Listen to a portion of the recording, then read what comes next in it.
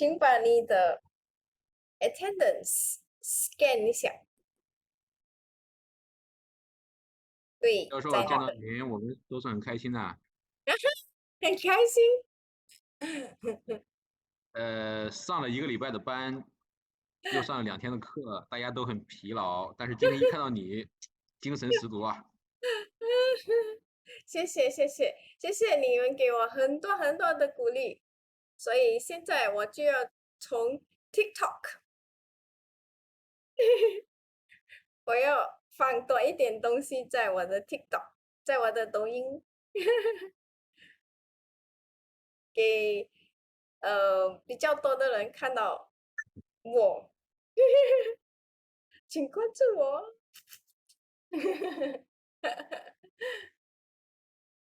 其实没有，我是好像要给你们看多一点东西，好像我的生活，我们这里的东西，然后你们可以去看看。你们来的时候就知道有什么东西要去，还是喜欢要吃什么，还是看看一点呢、因为我看你们那个中国的那个很多很多那些抖音的，他们的粉丝很多很多，哇！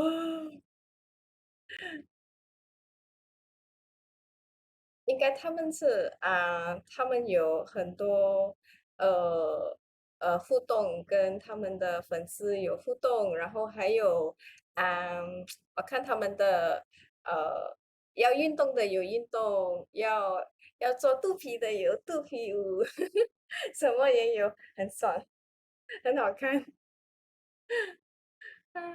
要吃东西的也有，那个吃到很他吃的东西是好像很大盘的，很多很多东西，然后他还很瘦的，我吃的很爽。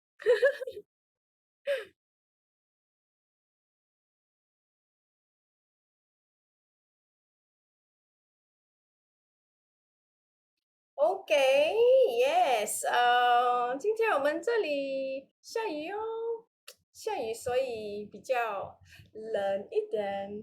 我的心情也是没有冷的哦，也是一样。嗯，我们已经到了第9堂课，yes，number 9，还有2堂就拜拜。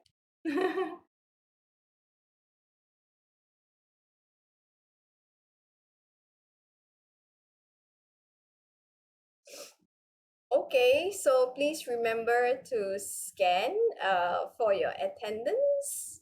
Well, actually, the attendance is for record purposes. So if you are unable to sign in, please let me know and I will be able to do that for you. After all, this is a master's class. Yes，我不会去看一个一个，因为你们是很大的学生。不是小学生，是大学生。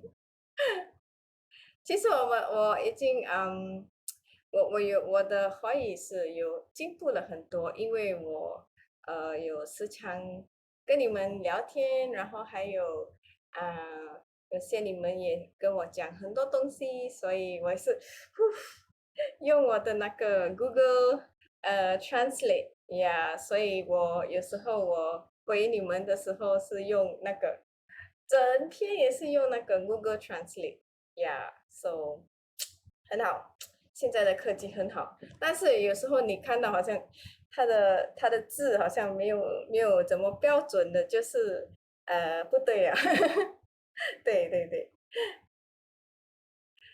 所以今天我要给你们看一样东西，那好好什么？等我放在那个 Google，好主意，好主意，Good decision，yes。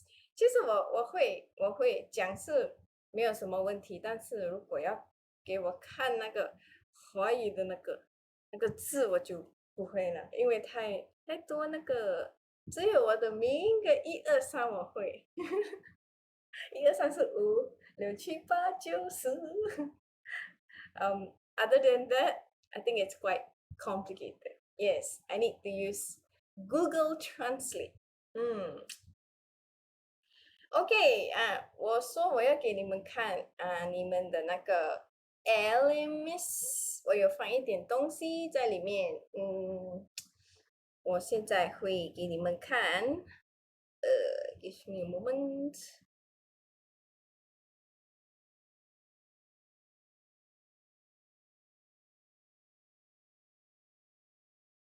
Okay, so this is your LMS, and just want to inform all of you that I'm sure you have already submitted the group presentation.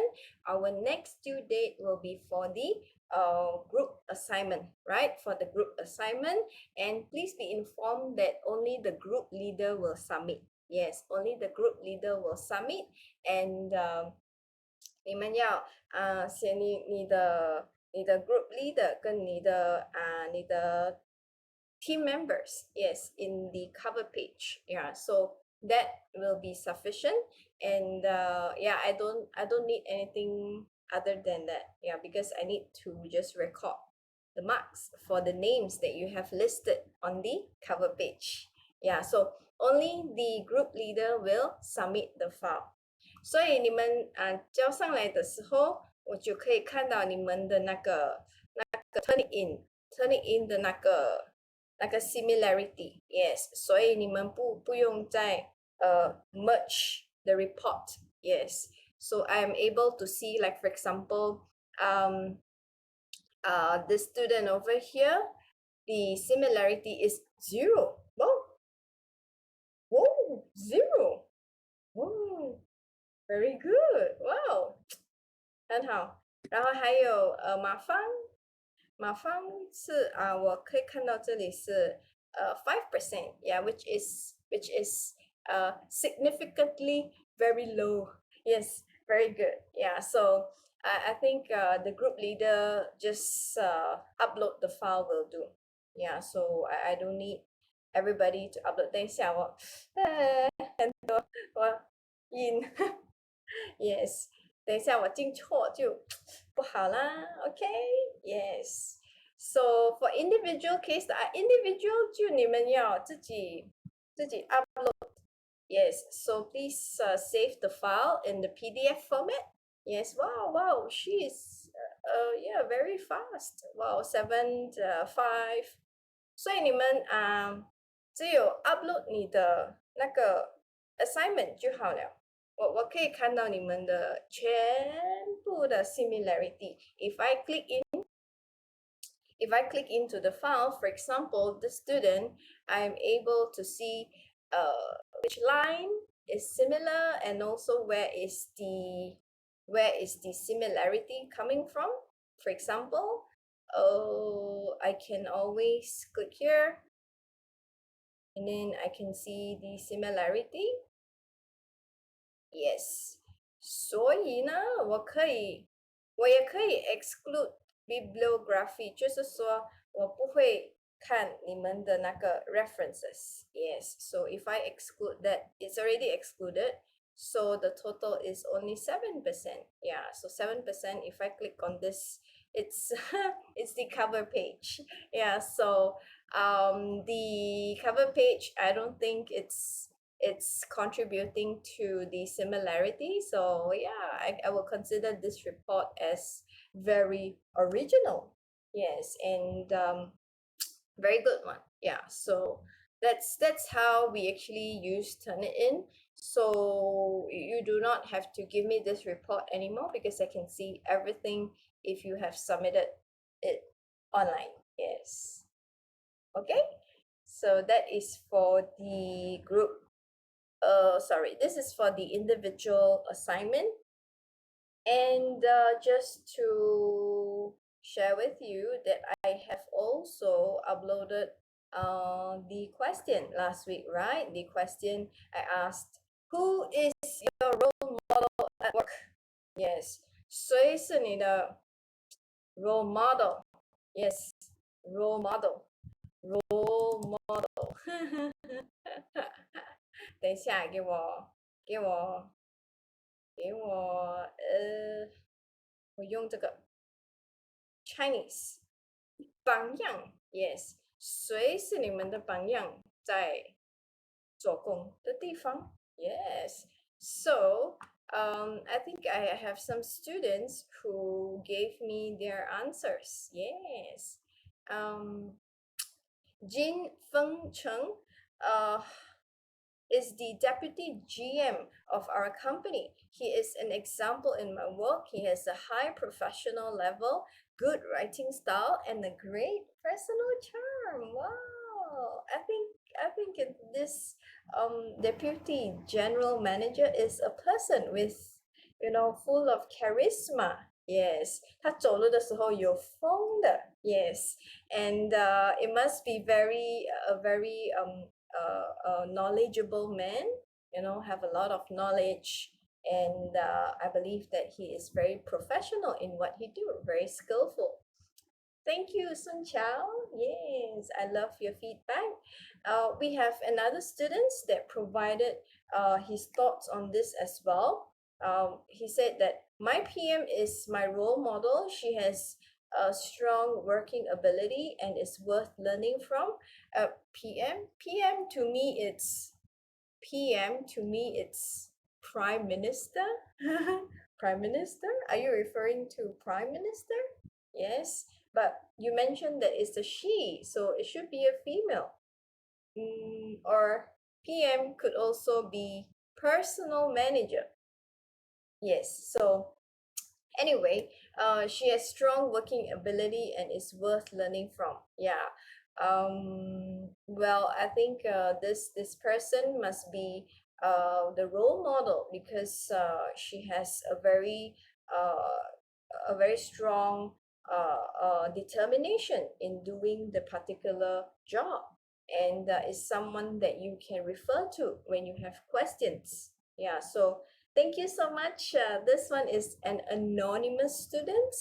I also have only 2 students, but anyway, yeah, 不用紧，因为其实我要有一点互动在我的这个 LMS, so it's okay. Thank you very much for the representation, and thank you very much to Sun Chao and also anonymous. I know who you are. I know who you are, even though you put anonymous. Yes. Thank you very much. So I have also uploaded 2 books. Yeah, 2 books over here, which is quite popular when it comes to motivational topics. So when we talk about motivation, there are a lot of researchers that focus on their areas of research in motivation. So one of them is Stephen R. Covey. We always call him Covey. So he looks like this. Yeah. So he's a very famous motivator. Yeah, he's a very look at his face. It's an American educator, and he's also a businessman. He created a lot of books. But sad to say, he died in 2012, just 2012. Yeah. So he is an author. He is a professional speaker who actually created a lot of books. Yeah, he wrote a lot of books in terms of motivation. Yeah. So his most popular book is The 7 Habits of Highly Effective People. So he mentioned that when you want to be effective, you need to have certain habits. Yeah, you need to have certain habits. So he actually mentioned those in the book called The 7 Habits of Highly Effective People. 所以呢，如果你们要读这个书呢，我已经有放在你们的 LMS。这个书呢是他这个 Stephen Covey 他写的，然后他就是说，如果你要做一个很effective leader, effective people, you need to have certain characteristics. Yeah, certain characteristics And this is a copyright book, but I managed to get the full PDF. Yeah. 我们不用买的 yes，但是你可以看到它的那个没有这样明啊，它的这个 table of contents, there's not really a lot of colors and all that. But anyway, we just want to see the content, right? The content. So 所以呢，他有写了一个很好的东西，他就是说，如果他有7个 seven habits, right? 7 habits. So the first habit is be proactive. Yeah, he said if you want to be someone effective, if you want to be a great leader to your team, you have to be proactive. Proactive 就是说，没有东西你就要去找东西。Proactive, yes. So proactive, what does it mean? Let me just see how do I explain that. 主动 yes，好像爱情这样子，你要主动 yes，你要主动 be proactive. And but this is for working, right? This is for working. In order for you to lead your team well, in order for you to be effective, you have to be proactive. Yes. So the second one is to begin with the end in mind. When you start something, you need to visualize the ending. The ending. 我的最后一站要去到哪里 Yes. So when you do something according to Covey, you need to be able to visualize what is the end. So like for all of you, your end is to graduate in the program as an MBA graduate. So that is a very focused goal. Yeah. And the third habit is to put first things first. 其实每一天每一个礼拜我们有很多东西要做，但是according to Covey, 你要放那个最重要的 put it at first. Yes. 所以其实我也是有一个坏习惯，我看到有很多东西的时候，我就全部我也是要做。Yes, so I find it very tiring. At the same time, I can't complete everything. 因为这里 email 有进，然后这里 WhatsApp 又进，然后那里又进。So I feel very disorientated sometimes. So I believe that this habit is very useful for us. He teach you how do you put first things first.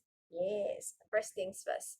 所以呢，你们可以看我每一天要做的东西呢，我就会写在我很喜欢写东西，我很喜欢写东西，我写了很多很多书然后我就会写今天我要做什么，第一、第二、第三、第四，所以我觉得这样子呢，我会 put first things first.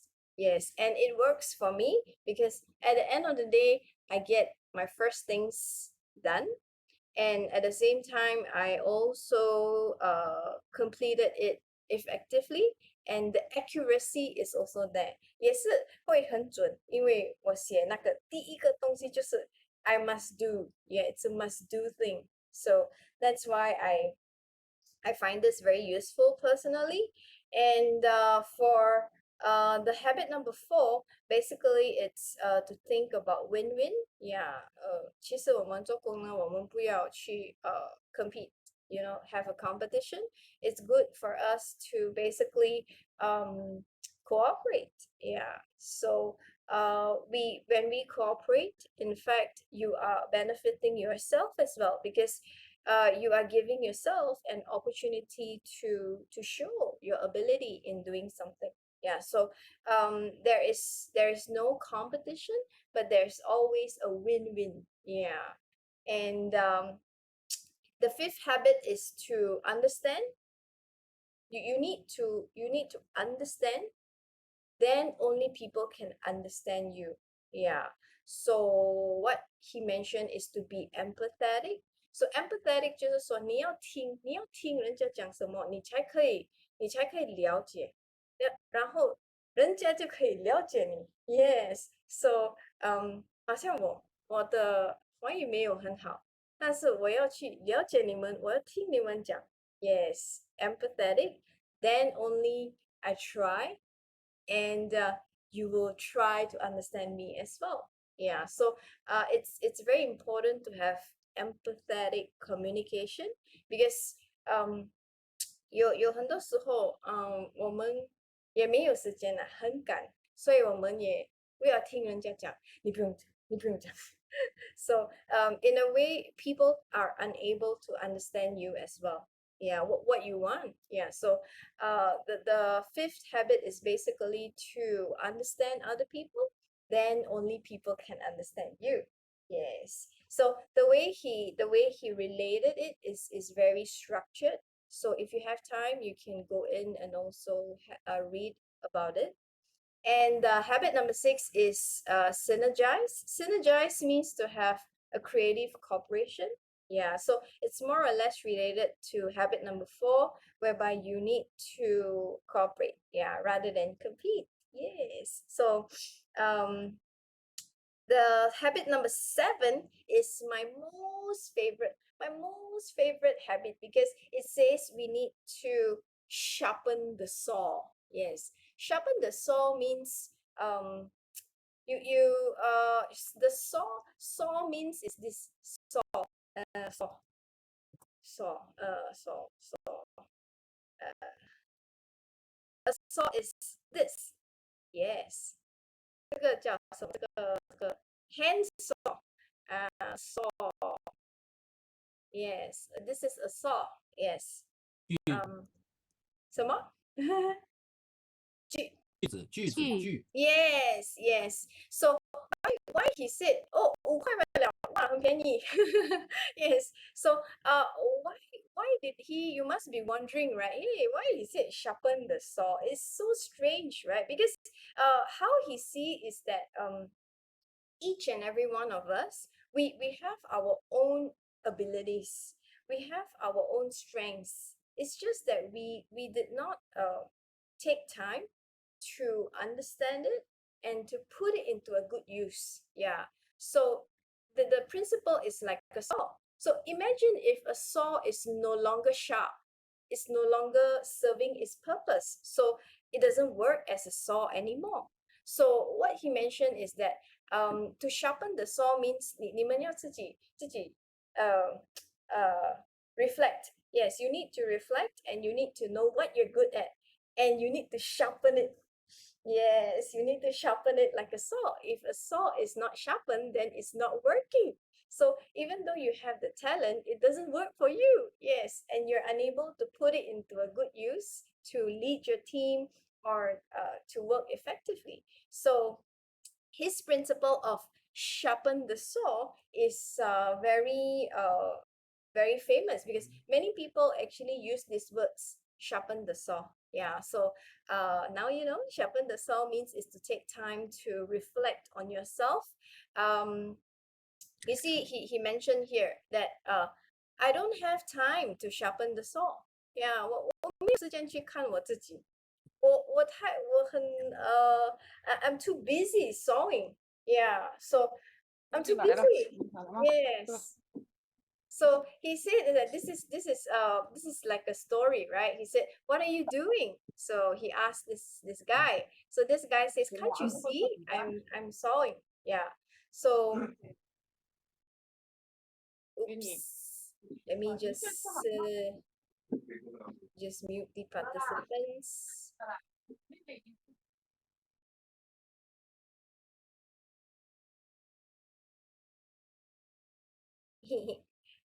Yes. So he mentioned that can't you see? I'm sewing. I'm busy you doing it. I'm busy cutting the tree, for example. So you look very tired. Yeah, you look very tired. 你几个钟呀？你做5个钟呀？你在那边。所以然后这个 Kobe 就说 Why don't you take a break for a few minutes and think about how you wanna sharpen the saw? Because probably your saw is so blunt. it's unable to solve. So that's why you're using 5 hours to do it. I'm sure it will go a lot faster. So the man just said, I don't have time to sharpen the saw. I'm just too busy sawing. So 我拿起那个我就割了，我没有时间去看为什么它不能割。所以 habit number 7 is taking the time to sharpen the saw. Yes, so it's the habit that makes everything possible. Yeah, so 你要看你自己有什么的 strengths. Yeah, what you're good at and try to perfect it, try to improve on it. For example, myself, I think I would like to continue teaching because I would also want to sharpen my saw. Yes, that's why I took up additional jobs like meeting all of you. Yes, on a Sunday because I feel that that can actually help to expose myself. Yes, and also at the same time I learn to be more good at online teaching, and also I meet new people like all of you, and it also helps me to improve on my interpersonal skills, and there are many things that I have yet to improve. Yeah, 还有很多空间可以发挥的，所以 all of you are also giving me a lot of encouragement, and I will continue to sharpen my saw. Yes. So I hope that goes to all of you as well. I just did a quick summary of the 7 habits. So after that, after he died, right, he also there are lots of researchers that research on his 7 habits. Then they have the 8 habit. So 8 habit, I don't want to review to all of you. All of you can go and click in it and go and have a look. What is the 8 habit of the highly effective people? Yes. So 就是这样子啦 about COVID, and today 其实我们有要complete our syllabus because it's the ninth lesson. So we have a couple of topics that we have yet to cover, and we will actually be slightly a bit faster because we have another 2 lessons. So for next week, I will also continue to cover, and 我们看看如果第11堂课的时候，如果有我们会安排一个时间，如果你们要做你们的 live demonstration. Yes, so we can have time for that, and let's enjoy the last and the finale for the entire semester. Yes, so 我也很兴奋，我要看你们presentation. Yes, to present the topics, and 也是给我一个机会去看看你们哦。因为你们看了我11堂课，所以我要看回你们。太好笑了。Okay, so yes, and in fact, in the last week we talked about motivation, right? Motivation. So we talked about a lot of theories, but let's go back to what is actually motivation. Yeah. So we mentioned that motivation is in fact a process. It is a process, right? It's a process of how people are getting in their way of doing something. So these are the 3 key elements of motivation. 我们有什么？动机 Yes, 动机. So whenever we actually do something at work, we definitely have our motivation. Your motivation to help the company to achieve its goals. So when we talk about motivation, we will look at the 3 key elements of motivation, because motivation is quite difficult for you to explain in general statements, because it consists of 3 elements. So when you talk about motivation, you're gonna look at these 3 elements to decide whether it is a good motivation or it's a demotivator, a bad motivation. Yeah, so we usually look at how hard a person tries, which is the intensity. And we also look at the direction. Yeah. So is this individual motivated to do something that benefits the company? Yes, that benefits the organization or it benefits the co-workers. So the direction must be right. And persistence, how long a person can maintain his or her effort. So when you persist in something, which means that the longer you persist, the closer you are to your final goal. Yeah, so I can see that in all of you, and we can conclude that all of you are very motivated in achieving your goals, yeah, from this MBA program. So these are what we call as the elements of motivation. So other than that, we also mentioned quite a number of things last week. We talk about the theories, right? 有很多科学家 right? It's a researcher. They did a lot of research to understand. 他们要知道怎样去 motivate the employees. Yes, 怎样去帮助很多的公司 how do they motivate their staff? Because at many times, the employees in the company, they are they're very close to their managers and all that. So in order for the manager to motivate them is rather hard. It's a very difficult task because it's someone that they are familiar with. So we always companies sometimes they hire motivator, right? A motivator or a trainer, someone who is external from the company to come in to help the employees to feel motivated, to know the direction of the company, and also to give them slightly a little bit of push in what they're doing. So that's the meaning of motivation. And we also talk about the theories. We have the Maslow's theory. So we have two groups of theories. One is the early theories, which means 比较老的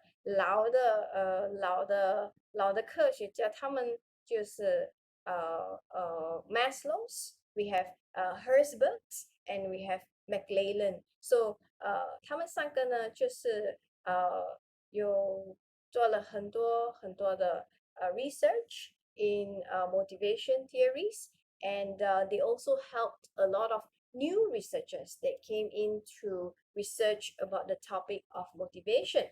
So the first one is Maslow's. We also have the Herzberg's theory. Herzberg's actually looked into the motivator factors and hygiene factors.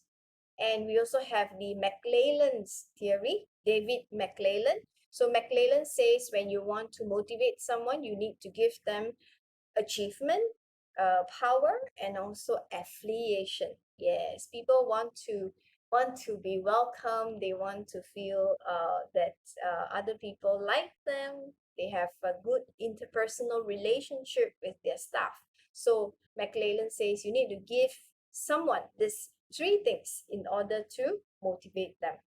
And after that, we looked into the contemporary theories, which is the new theories. So in the new theories, we have people like Dacey and Ryan, who came up with the self-determination theory.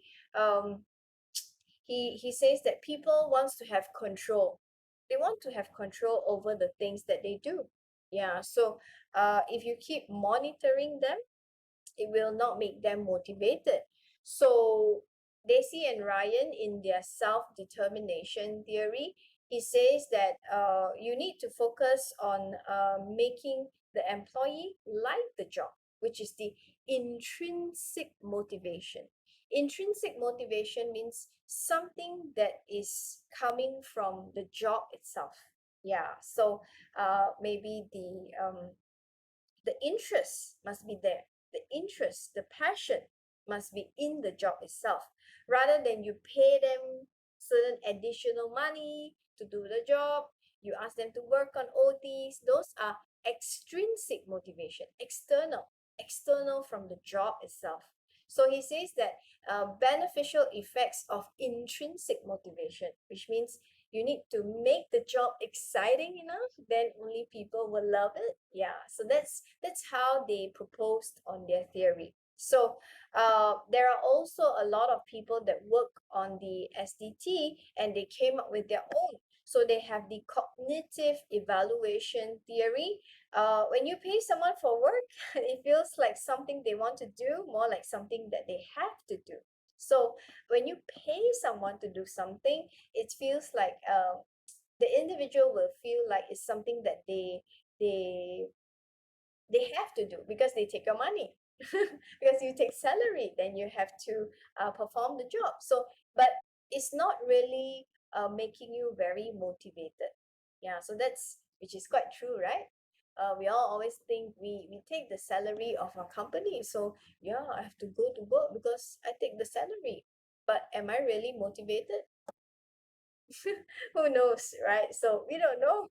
Yeah, so that's what the cognitive evaluation theory says. Yeah, when you pay someone to work, it feels like it's something that they have to do. It's an obligation. Yeah, and we are responsible people, so that's why we have to go to work. If you pay me, yes. So that's about the cognitive evaluation theory. And after that, we have goal setting theory. Yeah, goal setting theory says you have to set goals. Yes, whatever you want your staff to do, you must give them goals. So goals can be specific goals, can be difficult goals. Easy goals, no, forget about it. Because according to goal setting theory, it says that you need to give them difficult goals or specific goals because it will help to increase performance. And when difficult goals are accepted, they will result in higher performance. Yeah, so that is what Edwin Locke mentioned. So he mentioned that there are also three other factors that influence the goal performance relationship. When you have goals, you definitely want to have certain performance. So the relationship between goals and performance will have other factors that influence it. For example, national culture. Different countries, we look at certain things differently. So, for example, for a collectivist culture, collectivist means the society that looks for group work. We value a lot of group contribution. So that is collectivist culture. And the complete opposite is individualistic culture. So different culture would require different set of goals, which may help them to improve their job performance. And we also talk about people. They are also different because when you give them certain goals, they will start thinking. Yeah, will start thinking. So when we start thinking and we start to regulate our thoughts, yes, we start thinking about how to achieve the goals. So as a manager, you need to give them what they want when it comes to goal setting theory. Those who wants a promotion focus, they go for advancement and accomplishments. And those with a prevention focus means they do not want anything ambitious, but they want something steady. They want something with an absolute answer. They want an answer immediately. You give me answer. Yeah, you don't give me promotion. I don't want to get promoted. So you give them something that allows them to fulfill their duties and obligations. Then those kind of goals would definitely work for people like this. Those who want promotion, you give them advancement. Those who want prevention, you give them something that enables them to carry out their duties effectively. And that is about goal setting theory. So the last class we stop over here. The goal setting theory is pretty useful when it comes to companies that use management by objective. Yeah. So management by objective is a very famous management term. When you study management, I think all of you definitely will go through that. So management by objectives means the participative decision by all the different divisions, people of the company. They participate in setting the objectives. So the objectives is not the decision by the top management, but it is a result of the participative decision by everyone in the company. So in high performance culture companies, they usually love to use management by objectives because that makes all these little people over here feel accountable for the results. Yes. So in the goal setting theory, it's also very related to MBO, whereby you can see there is a cascading of objectives. So cascading means it flows down from the top management to the individual employees. So, which means these objectives is not the boss decision alone. It is contributed by all the departments in the company. So they will usually have an organization objective followed by divisional objectives if the company has divisions, and then it will cascade, it will flow down to the department objectives and followed by individual objectives. So whatever that all these lower level people do, it will in turn help the company to achieve its overall organizational objectives. So this is how the goal setting theory is being applied in an MBO concept, for example, in this management by objectives. And the next one is basically goal setting and ethics. So when we set goals, obviously there is a reward, right? There's a reward. When you achieve the goals, you will be rewarded. But sometimes people are too focused on achieving the goals and they forgot about ethics. Yeah. So what is the cost if, let's say, we achieve the goals and we do something bad, yeah, in order to achieve it? So that's why there's always this discussion when we talk about goal setting and ethics, because the relationship is quite complex. People wants to achieve their goals. Yeah, no one wants to be a loser, right? So, but in order to achieve our goals, at times we have to forego our ethics. We lie, we cheat people, or you did not reveal certain information to your competitors in the company itself, in your team. So that's something not really ethical, not morally correct. So that's why goals can actually make people unethical. Yeah, we might do something that is out of our moral emotions. Yeah, because we insist to achieve the goals. Yeah, so that's why it's a sad thing, right? So and many times there's always a lot of people that debates on this. What is the cost? Yeah, what is the cost that you have to forego? Yeah, because you want to achieve your goals, because we don't want to look bad.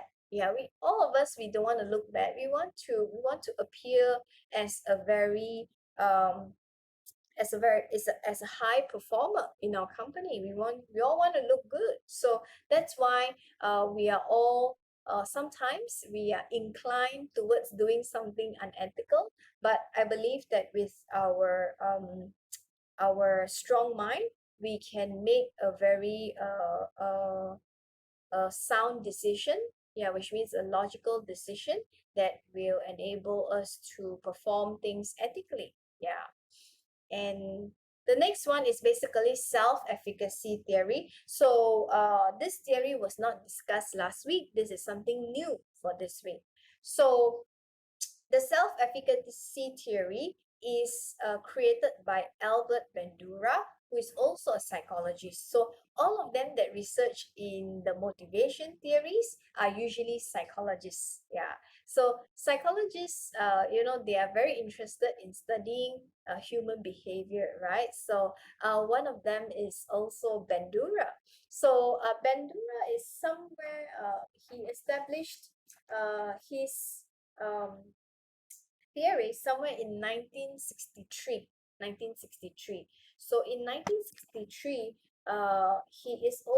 he's Canadian American, yeah, Canadian American, and he says that self-efficacy is the individual belief, your confidence in doing something. So why he says that when you're confident, then you'll be very motivated to do something. So why he says that? Because he found out that when someone is having all these elements, it will make them feel very motivated. For example, inactive mastery. So inactive mastery says that when you have a relevant experience in what you're doing, yes, you've been doing it all over many, many years, you've been doing the same thing.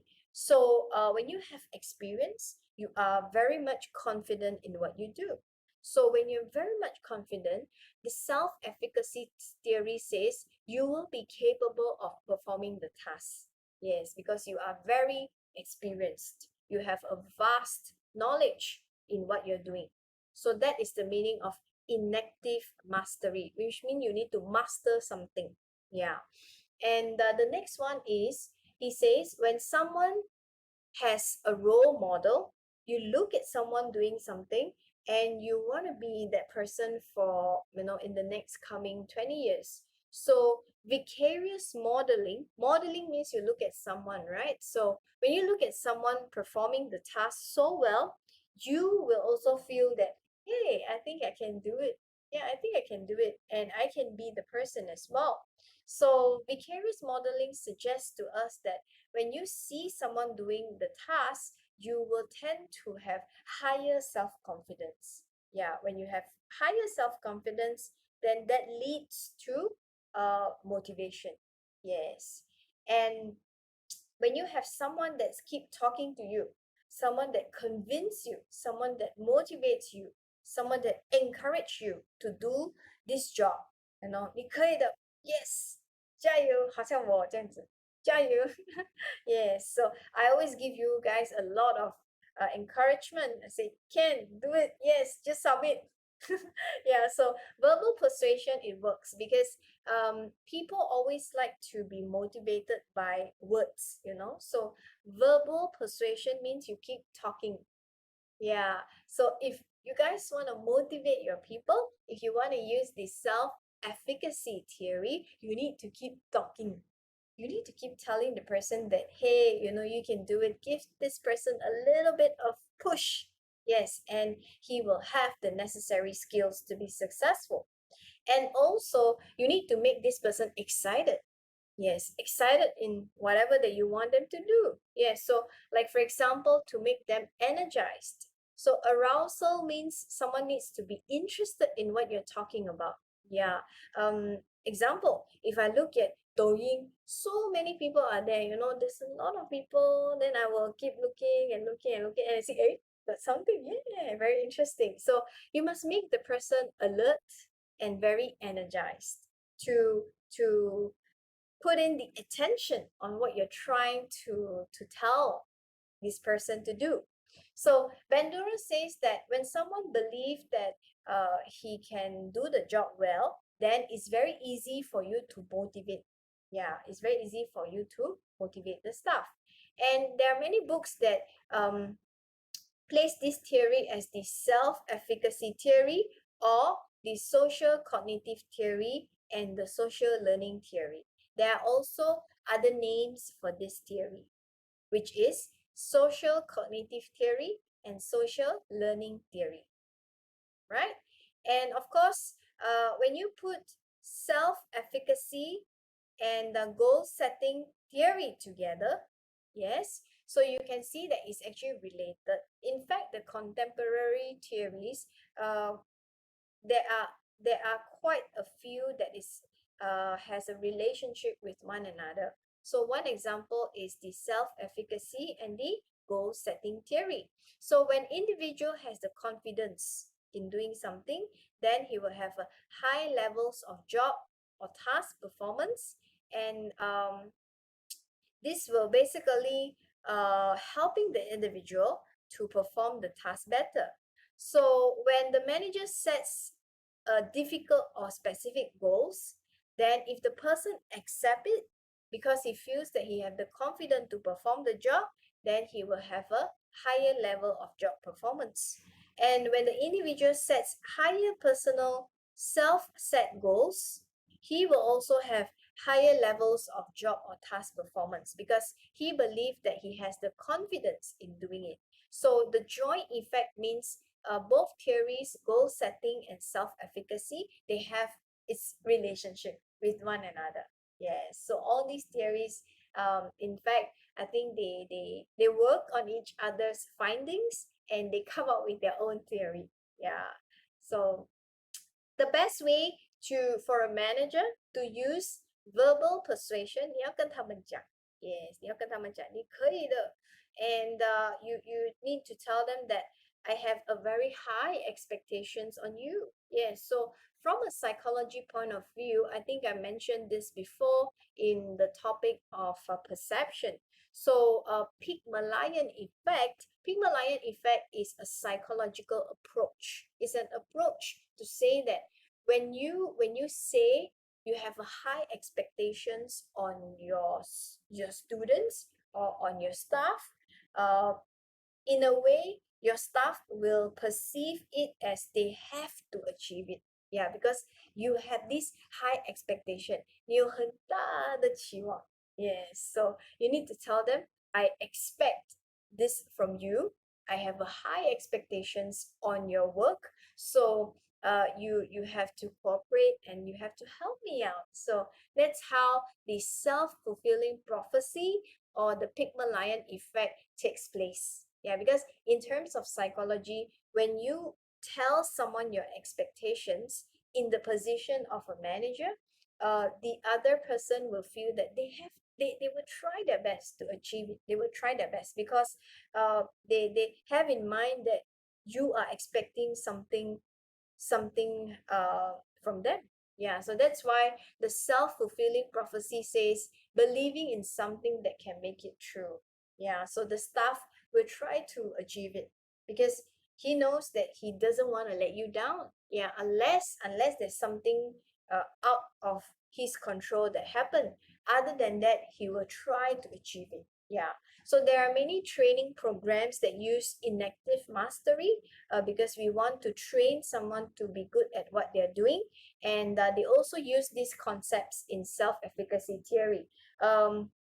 Sometimes we don't see it so clearly, but in fact a lot of training programs, a lot of managers, they use this theory because they find it very useful in building the people's skills and also to make their people more motivated. Okay, so yes, is it about time for our morning break? Yes. So I think it's about time for morning break. We are pretty early, but anyway, I think I will give you guys a break because I've been also talking quite a lot. Yeah, so we will have a short morning break and we will come back in 20 minutes time to continue more on the theory. Yes, so I will play some music and all of you can actually go and enjoy and have your morning break. Okay, so I'll see you in 20 minutes time.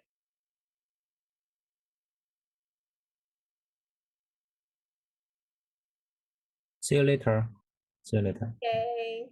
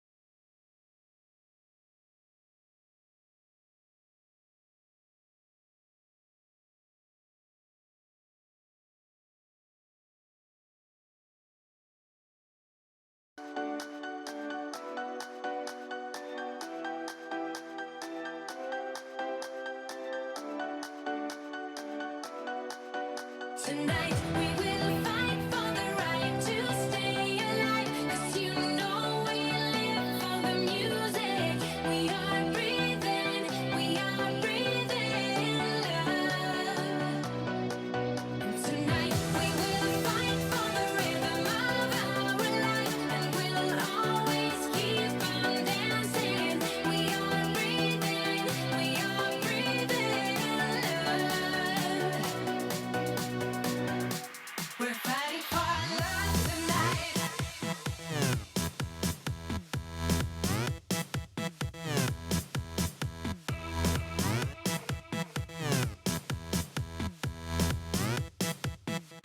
We're fighting for love tonight.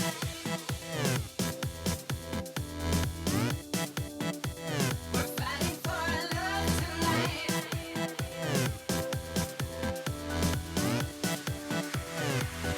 Tonight we will fight for the right to stay alive, 'cause you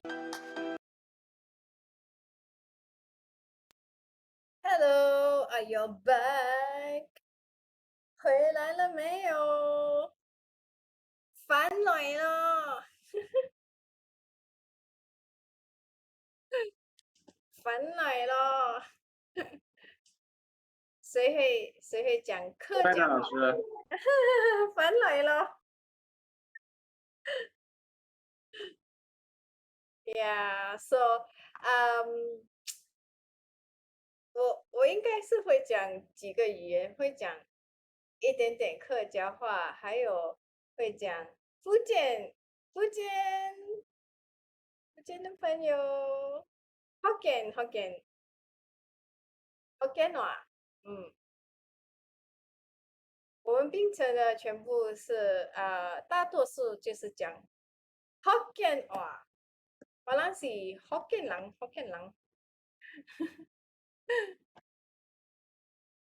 然後還有我都識講廣東話，因為我從細到大係睇 TVB 劇集，所以我也是會講，應該是我的廣東話會比較標準一點 ，yes，因為我的媽媽也是。從怡保是，他們全部是講廣東話啦，全部都係講廣東話。所以今日我哋又要上課，上到仲有2個禮拜就拜拜啦。The next time we keep in touch. Yes, the next time we keep in touch will be friends. Yeah, no longer teaching in class， 我冇再講話㗎啦，所以你要聽啊。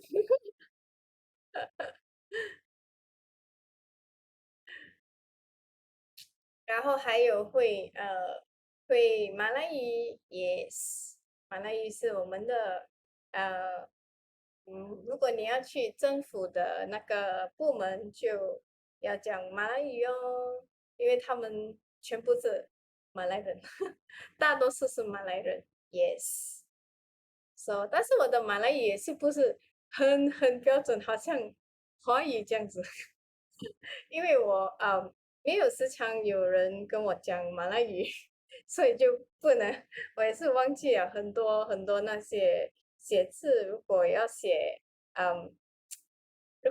一個 paragraph， 我也是很難。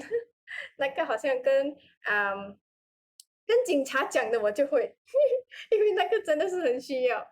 如果你出去你沒有戴口罩，你要跟警察吵，躲龍，那個就要躲龍就是 help please help me yes， 然後你做你的可憐的臉就 OK 了。因為他們大多數那個警察也是男生，所以你就 please help me I forgot to wear my mask yes， so 他們就會 OK go OK you go that's all 10,000 yes，飞了10圈，我就要，因为有时候我们会忘记没有戴口罩，因为好像但是你会觉得好像为什么没有东西呢？所以就快快去拿那个口罩来戴。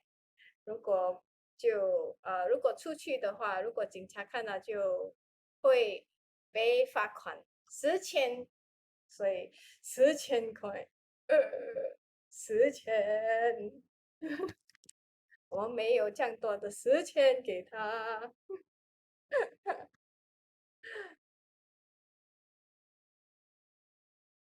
Okay, so let's continue. Yes, I think yes, Yun Shan, yes, Ma Fang, 还有叶渊 ，yes，还有一个Mr. Liu, are you back, Liu? I think we have 李子刘玉建祥， yes，嗨，刘美霞，对，还有谁？我看看一下，张俊，还有张楠，还有OK，很好很好，还有梁启路，我很喜欢。嗯，林先生有没有去打那个table tennis? Yes, table tennis. I know you are very good in table tennis. Yes. 还有天青，yes，嘉航，马芳，还有一个高磊 Mr. 高，嗨，Mr. Fern，hello。如果你们有再打一个招呼，好像那个 TikTok 的宝宝们，如果你们喜欢，就要马上打上来那个什么let me recall 刷什么刷爱心什么刷爱心。如果你们喜欢我的宝宝们，很爽，其实他们也是很好的一个他们很会演戏，很会演戏，很好看。Yes，有的他们做的他们 makeup，the makeup like before and after，哇，Oh my God，it's like wow，you know they put something in the nose and then they put something here to tie up the face. Wow, that's amazing. And their face is like different color. So after that it become a very beautiful. Yeah, so it's amazing. Yeah. I like to see those as well. Recently I also follow one guy. He teach how to walk. Yes, then he will teach a lot of ladies. Wow, he's a very lucky man. He is working with a lot of ladies every day in and out. So you can see from his videos, he is teaching all the ladies how to walk. Yes, how to walk with proper posture, and he will teach the students how you have to shake your butt. Yeah, so he will move his butt up down up down up down up down. So it's wow, it's so interesting. Yeah, so 等会你们可以去看 this guy I don't know how to read his name, but he looks very interesting. Ladies, I think you might wanna take a look at him. Yes, he is I will share with you guys if he come across this one as well, also very interesting. This lady, she is like a professional trainer. Yeah, so every day she will have a lot of sessions to teach the ladies how to move, how to talk, how to have a good expression. Yeah, and but I prefer the guy, and the guy will move his butt up and down. Very cute. Yeah. And recently I also like this like how you learn math. Yeah, how you learn math very easily. Wow. Wow. No wonder the Chinese, they have very good math. Yes. It's all very interesting. Yeah. So every day we're quite busy with all the videos on TikTok. But yeah, let me just go back to what we have to do. Yes, we still have quite a number of topics before we can go for our group presentation. Yes. So let's continue on the topic of the social learning theory. So social learning theory, yes, I am here. Yes, Li Ziyu. Yes, Mr. Huang. Hi. Yes. 你们可以看到后面有很多帽子，有很多口罩。That reminds me that I have to wear my mask. Yes. Okay, can you all see the screen? I think you can see the screen, right? It's on self-efficacy and reinforcement. Yes. So 还有一个科学家呢，他是看别的那个 theory, and then he worked on his own, and he says that this researcher he actually came up with the social learning theory. Yeah, because he says we don't need to have any other motivation, because when we want to learn something, we tend to observe through direct experience. So this researcher on the social learning theory, he actually mentioned that when you want to motivate someone, you need to actually give them certain ways for them to observe. Yeah, you need to teach them to observe. Observe 就是要观察 yeah, 就是要观察 what is happening around them, and of course to give them the experience. Yeah, so they must be experienced in order for them to carry out their duties effectively. So he actually focused a lot on the 4 areas of the social learning theory. So he says that in order for individuals to learn effectively, we must work on the brain. We must work on the brain. So he says that our brain, everyone, we will have this ability to do these 4 things. So if you want to motivate your staff by using the social learning theory, you must work on the brain, because it is how we observe and how we retain this information that we obtain. So for example, attentional processes. Our brain process a lot of information, right? Day in and day out, we process a lot of things. You tell me something, then I will process it, I will analyze it, and I will use my own decision making skills. So he says that you need to make the individual to be able to pay attention to something attractive. Yes. So for example, if I see the guy on TikTok that is shaking his butt and it's very exciting to me, then it increases my attention. Yes, so that is attentional process. We must be able to make the job, not make the guy, make the job something that is very attractive, something that is readily available for the staff to pay attention. Yes, so that is attentional process. And the next one is retention process. He says that our brain is able to capture something that is attractive and is able to retain certain information. Retain means keep the information. So when you want to teach your staff something, you must be able to make the job very attractive, to increase the attention, and also to make sure that they can recall. Retention. So how do we help our staff or our friends or our bosses to remember something.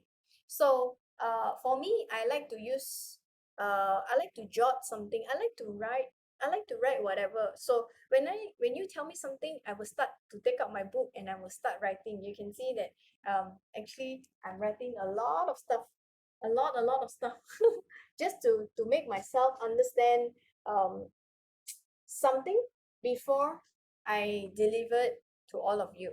Yeah, so retention means it depends on individual. Some people they love to write.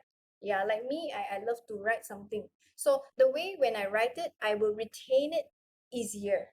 Yeah, so you need to try to see what's the best way for you to remember the model. Yeah, to remember the model. So there are a lot of ways for us to remember something very well. So, for example, there are some people that love to associate it with something they're familiar with.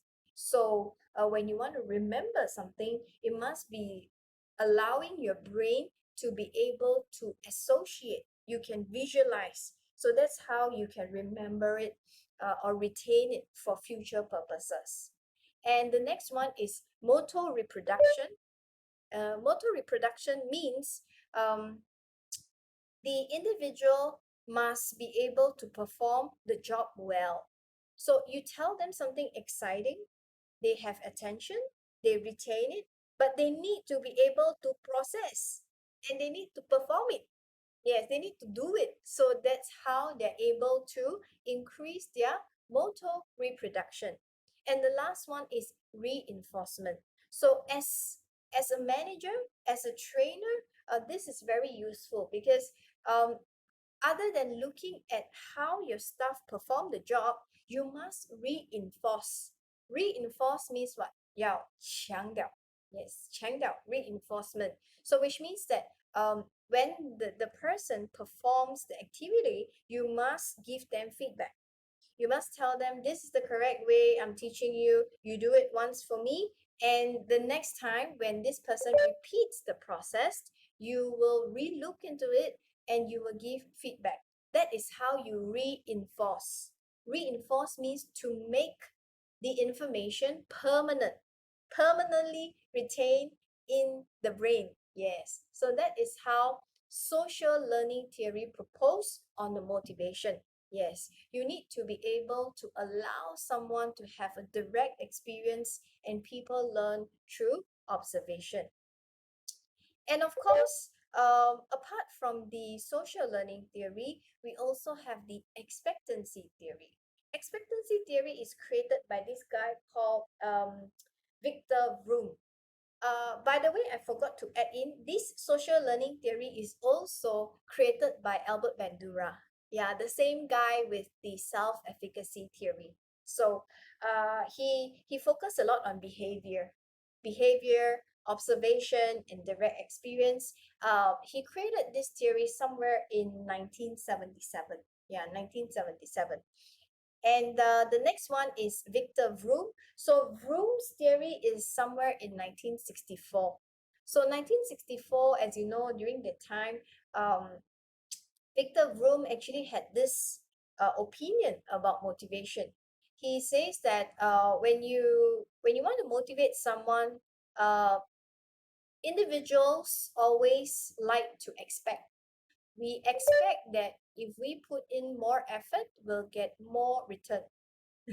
Expect. So that's why there's an English saying, do not expect, then you won't be sad.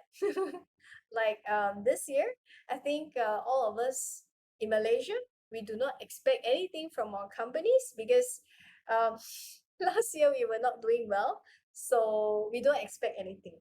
We are afraid that when we expect, we will become heartbroken.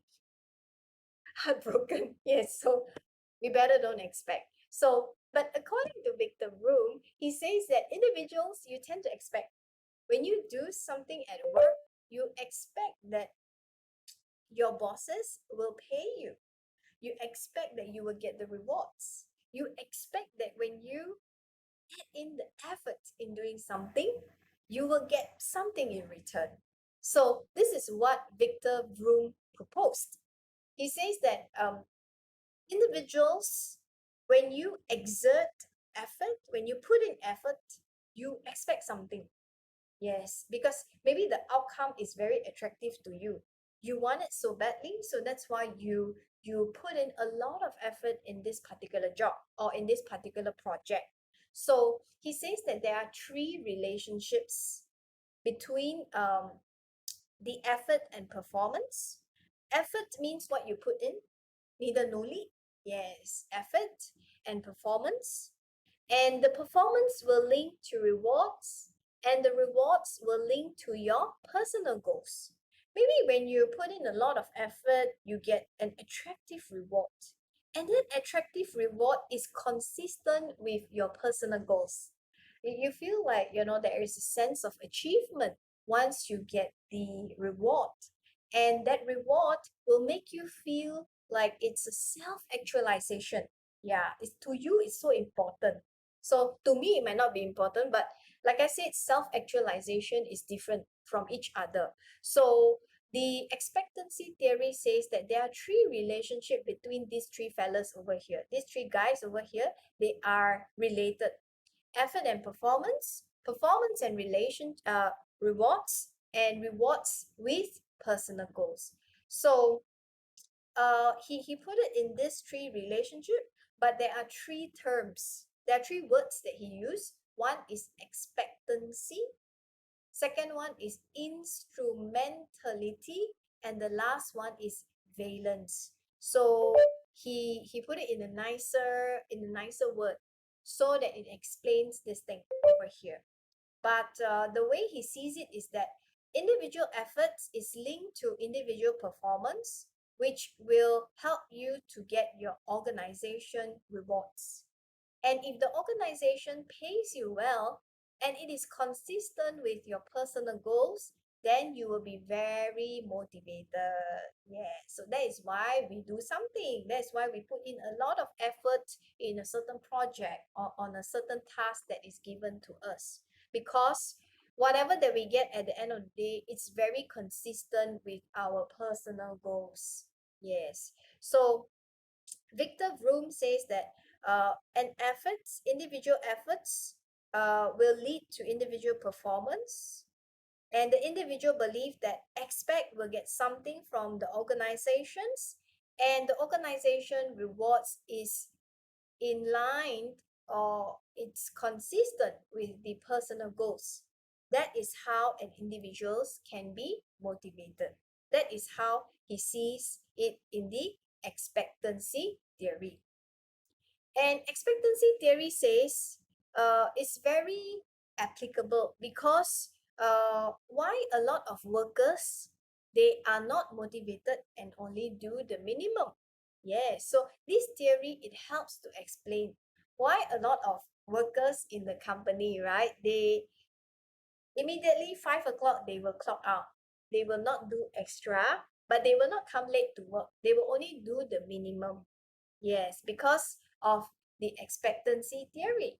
So there are three questions that employees always want to ask in order to make sure that this is consistent with their personal goals. So usually employees will ask, if I give maximum effort, will it be recognized in my performance appraisal? If I do more, is this going to be rewarded? Is this going to be recorded in my KPI achievement? So am I exceeding the achievement? So usually these are the questions the employees will ask, and then they will have the answer. When they have the answer to it, then it will influence them in terms of their motivation. And that explains why a lot of workers, they only do the minimum. Yes, I only do the minimum. I don't give anything extra. So the first question is, if I give maximum effort, will it be recognized? If I get a good KPI, a good performance appraisal, will it lead to any reward? Will I have any reward or not? Like last year, okay, last year we all personally, I done a very good job. Yeah, and I get very good KPI, but I don't see anything. There's nothing. There's nothing. So well, anyway, I see it as a way for me to have a self-improvement, and I think this will be very useful if I really look for a new job in future. Yeah, so I see it in a different way. I try to think of it from a different perspective. But there are many people who say, if I get a good result in my KPI, will it lead to any reward? Will I have any reward? If there's a reward, then is it attractive to me? If you come to work every day, early attendance award, you get 100 ringgit. 100 ringgit. Yeah, so if it's rewarded, is it attractive to you? Yeah, is it attractive or not? So usually employees will ask these three questions to determine their motivation level in the particular company. Yeah. So Room says that we will always want to do this assessment. We always want to ask these questions when we are putting ourselves in the expectancy theory. If you put in more effort, will it be recognized? If it's recognized, will it lead to any reward? Do I get any additional pay? And the last one is, if I get additional pay, is it attractive to you? Is the amount attractive? Yeah, so to me, I always also ask myself this question, but when I get a no, when I get something no over here, I always look at it from a different perspective. Yeah, I always try to have a cognitive reappraisal. I think again and say, never mind, it's for our own improvement, and you will feel better, and you will continue to put in your effort, even though you don't get any reward for the time being. Yes, for the time being. And there are sometimes certain things we have to see it for a long term, right? For a long term. It's not immediately you can see the effect. So we are very intelligent. Our brains are very intelligent. We always tend to look at something from a different perspective when it work out to be something different. Yes, so that's why but these questions are very general. Majority of the worker will ask themselves these questions.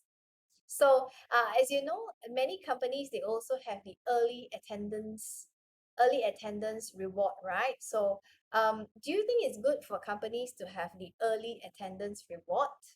Early attendance, like you come to work early, and then or you come to work on time, then you get certain amount of money uh in a month.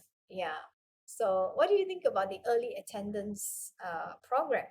And usually companies, when they have the early attendance program, they want to motivate their staff, right, to perform better, to be efficient in what they do, and to be more effective. But do you think it's a good approach for companies to use when they want to have the early attendance program?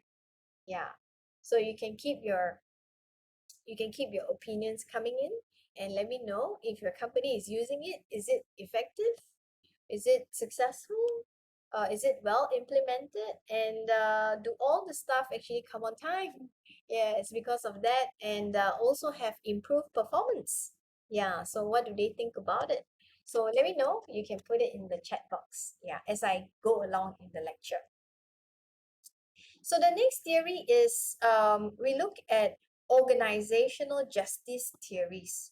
So we as workers of a company, we also tend to look into justice.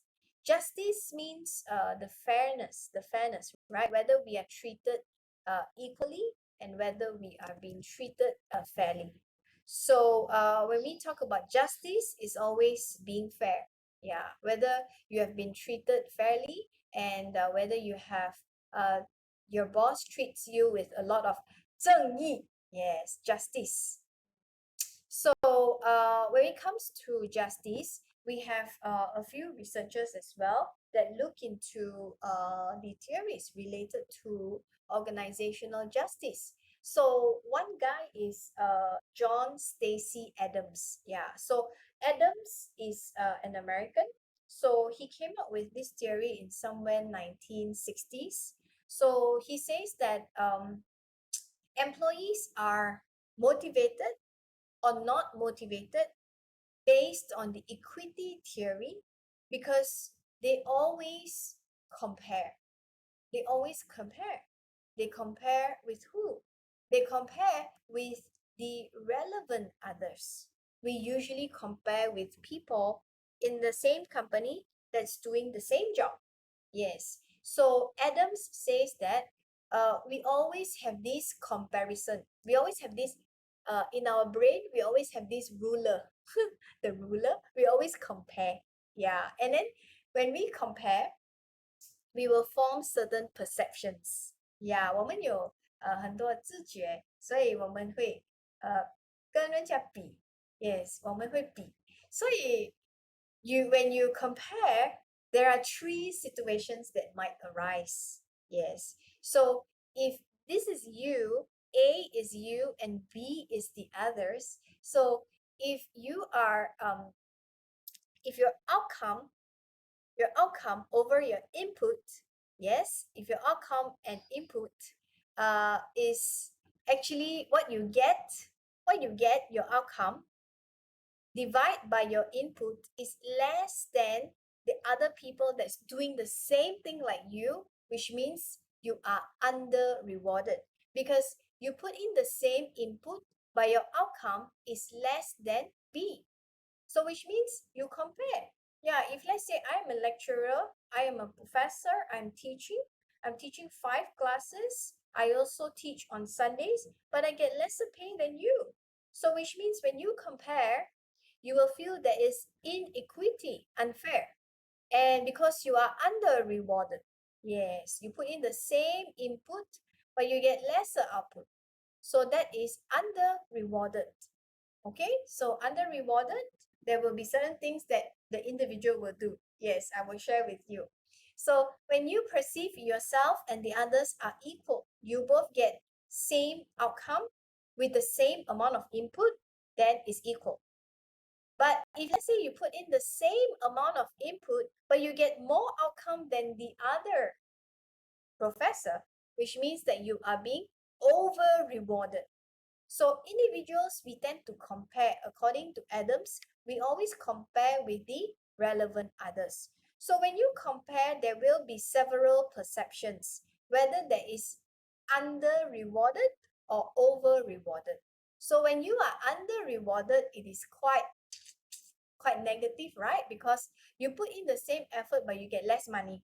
Yeah, but this one, you put in the same effort, you get more money. This one, more money, we're okay. More money, we definitely okay, but less money, you'll feel not okay. So when you have less money, then what will you do? So when employees perceive an inequity, we will make one of the 6 choices. We will change our inputs.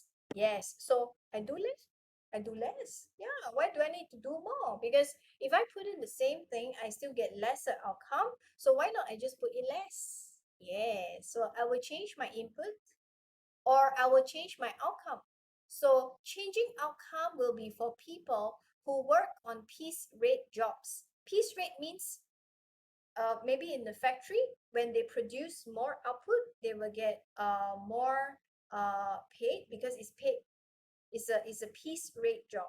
Yeah, so which means they pay based on the amount of output that you produce. So if you produce more within the same time, you get more money.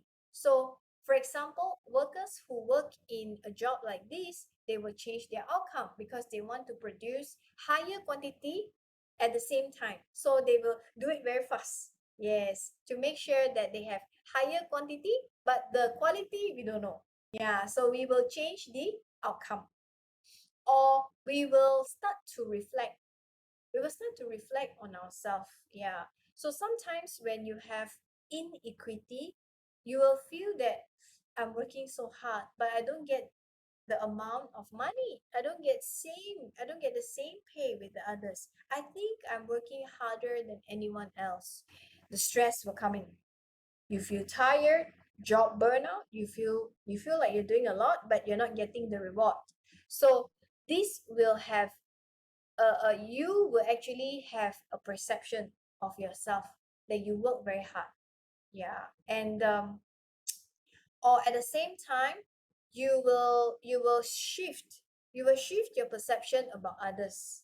Yeah, maybe when you see others, they are doing the same thing, but they're getting less pay or more pay, then you will say that maybe his job is not desirable. Maybe it's not a good job. That's why he's getting lesser pay, or maybe that's why he's getting more pay. So you will change. You will change your thinking about others, or you will change your thinking about yourself. And or sometimes, as individuals, we always give ourselves a reason, an explanation. Yeah. When you compare and you feel that there's unfairness, you will always say that, oh, yeah, my CEO makes about a few millions. Yeah, but I don't make as much as my CEO. But compared to others at my age, I'm okay. I'm not too bad. I'm fine. So you will change a different role model, a different referent to make sure that you feel good. Yes. So that is how our brains is so powerful. We will shift our perceptions on something, and we will change our role model.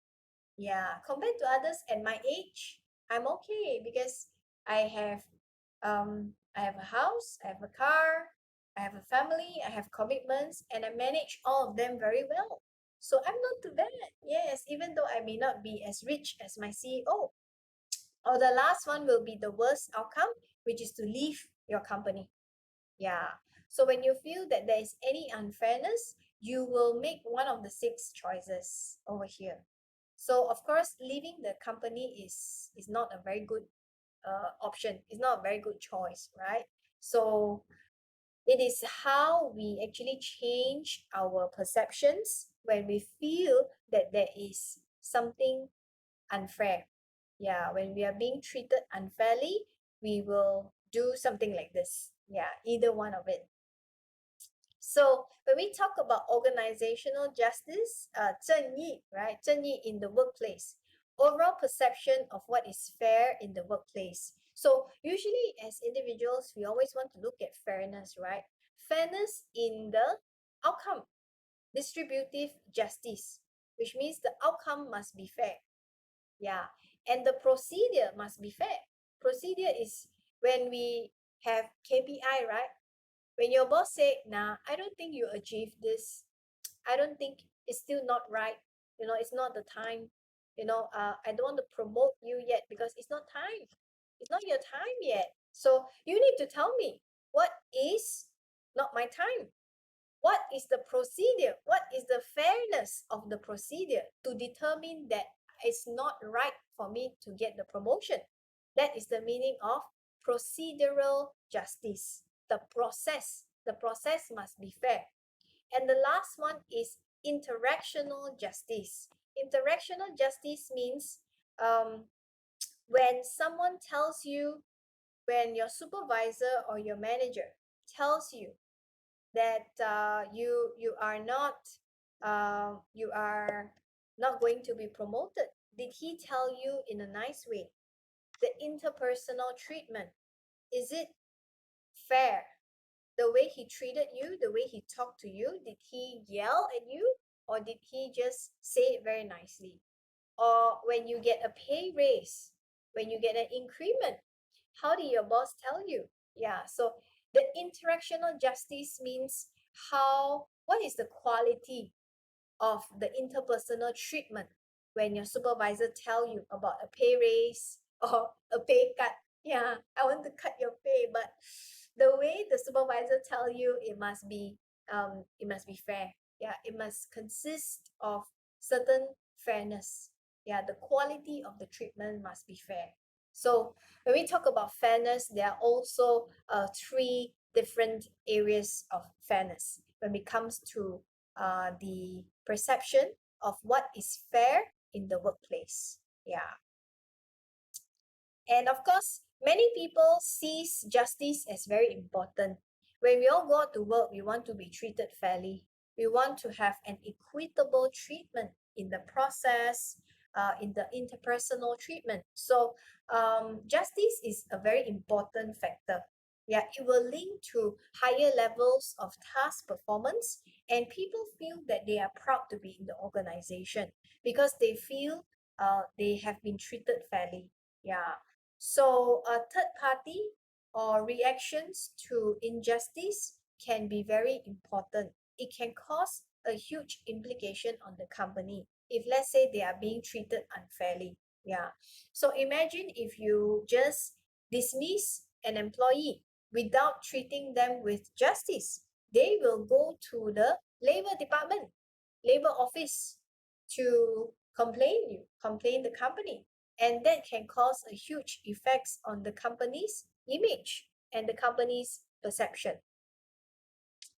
And how do we promote justice? So of course, your manager, sometimes you have a constraint, right? It's very difficult for you to convey certain information to your staff. So there's always a way for us to maintain and promote justice. So we need to be able to be sensitive as a manager to the equality in the workplace. Yeah, we need to make sure that we promote justice and that we try to make sure that we treat everyone equally. Everyone has an equal chance in the workplace. So the next one is job engagement. So job engagement is also a very important term in organization behavior. Job engagement means how much time, how much effort, how much thinking and emotional energy you put into your job. That is the meaning of job engagement. The investment of employees' physical, cognitive, and emotional energy. How long you spend on this particular job? Yeah, if you are spending a lot of time, which means you have high job engagement. You think about it, even though you're at home, when you're eating, you're still thinking about it because you want to find a solution when there's a problem. But all these are um, healthy thinking. Yeah, which means that it doesn't really give you a burden, but when you're free, you will start thinking about it because you want to know how you can perform your job better. So job engagement means the amount of time that you spend into your job performance. So according to Gallup organization is an organization that does a lot of survey, and they say that when you want to find successful organizations, there's always a lot of employees that spend a lot of time. There is always a high job engagement. More engaged employees in successful organizations than in average organization. And in studies, in research, they also show that when a person is having high job engagement, it is positively associated with performance and citizenship behavior. So if you spend more time on your job thinking about it and trying to find ways to solve it, that means that you have high job engagement. Yes, because you channel a lot of emotional energy into your job because it's very important to you. You feel you have control and you feel you are accountable for the results. So you need to put in a lot of time, a lot of thinking, but all these are very positive. All these will help the company to have high performance and help the employees feel that they belong to the organization. And what makes people more engaged in their job? Yeah, sometimes because we have interests, we like what we do. That's why we keep researching on it. And sometimes it's because of the leader. Yeah, the leaders give you a lot of inspiration. You feel like the leader is a role model to you. So that's why it will make you feel more engaged in your job. And there's a match between your values and the organizations. Your direction and the company's directions are almost similar. Yeah, so that's why you will become more engaged in what you do. And of course, sometimes when you overdo it, when something is over, definitely there's a dark side, right? So that's why when you over invest your time, so probably your family might complain, right? Yourself, what you're spending almost 10 hours in your room and not talking to your kids, you're not talking to your family, not spending time. So there's always a dark side when something is overly done. Yeah, so it's good that we maintain engagement, but it cannot be overly engaged employees because that can cause a lot of effect on the work family. Yes, conflict. So it's good to maintain it in a positive way, but it cannot be done with um, too much. You cannot have too much of engagement until your employees is overly burdened with their particular job. Yes. So the last part, we've studied all the theories. So we have done about 3 early theories and 7 contemporary theories. Yeah, 7 contemporary theories. So if you put all of these theories together, yes, so all these theories are actually linked to one another because if you put an individual over here, individual believes that whatever they do will lead to performance, which will lead to organization rewards, which is in line with their personal goals. This is your expectancy theory. Yes.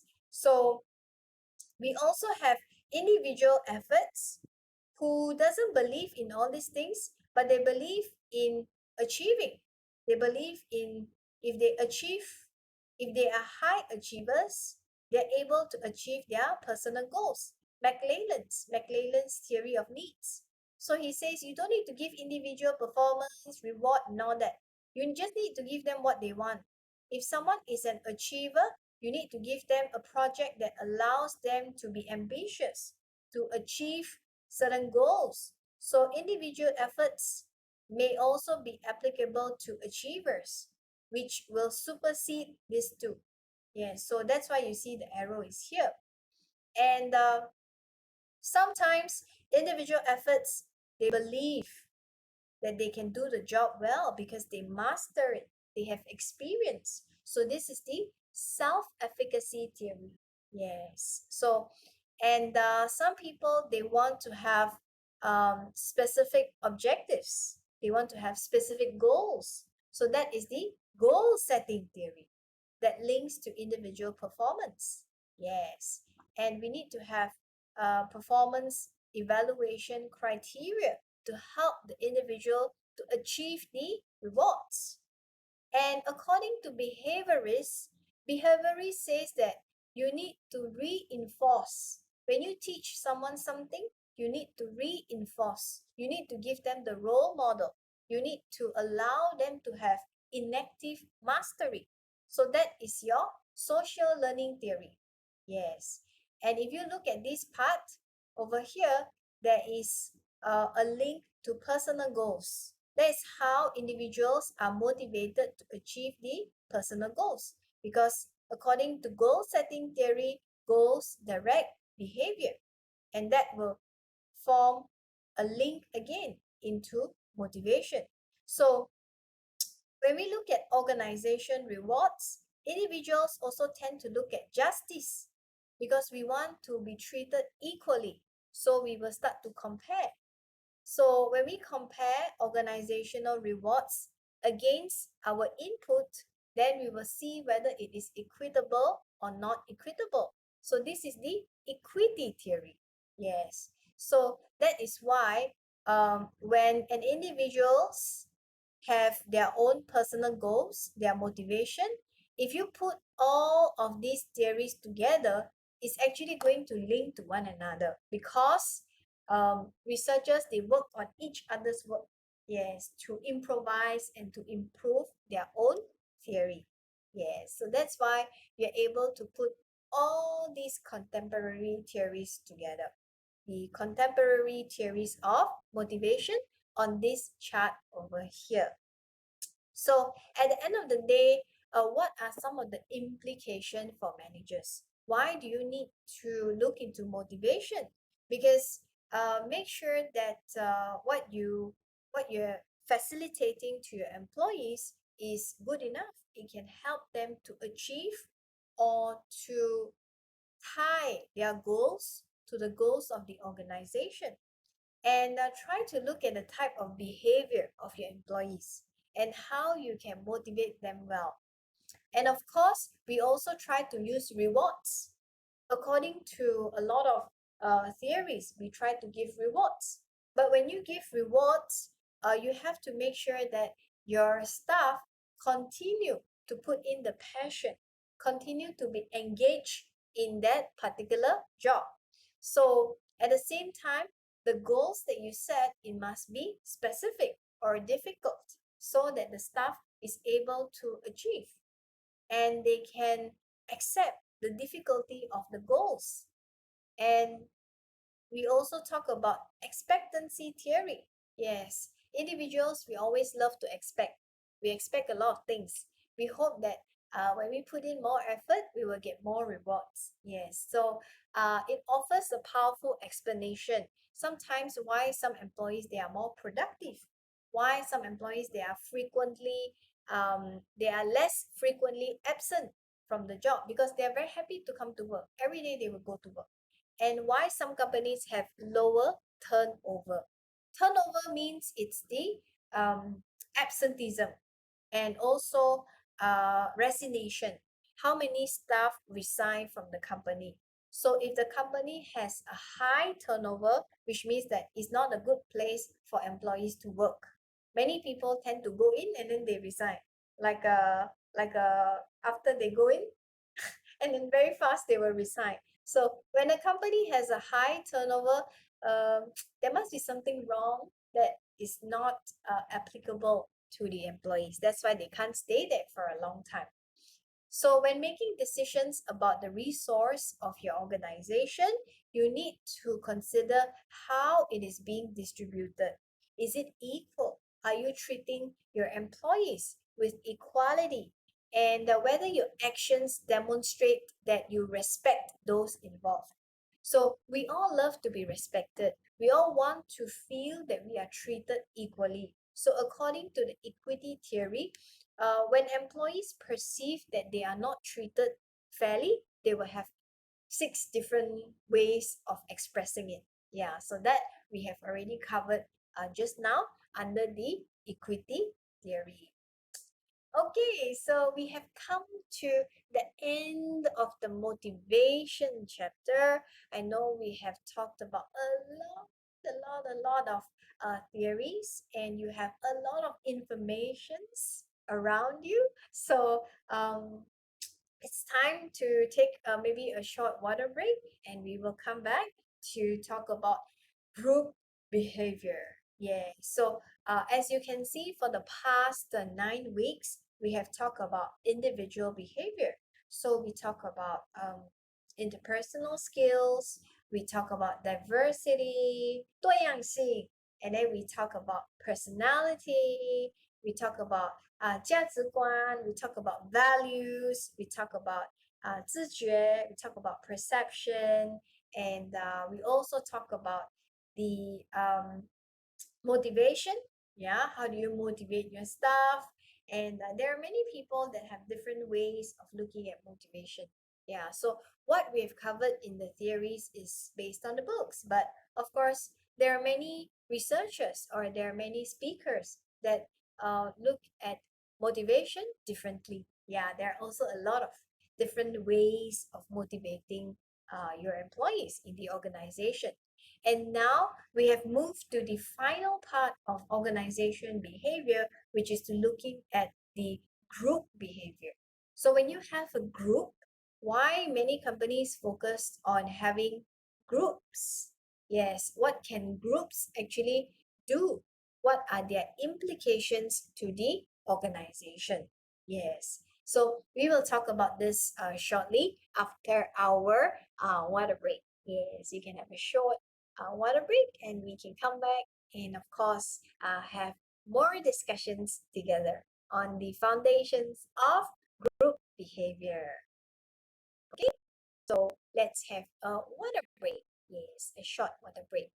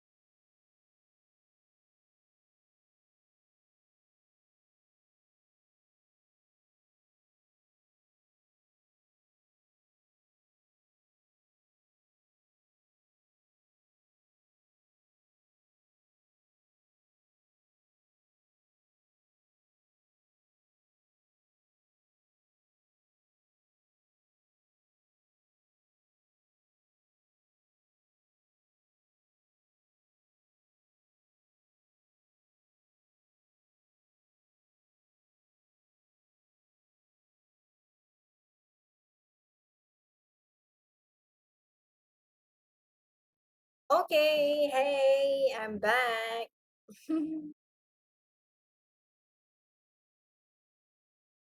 Yes. Okay, so the next topic is basically on groups. Yes. So in this chapter on groups, basically we are interested to understand why companies want to use groups and what is the interesting things about having groups in our company.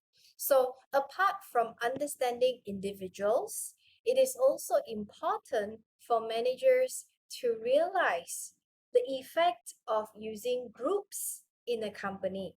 Yes, and we will look into differentiating between the different types of groups and what is the punctuated equilibrium model of group development.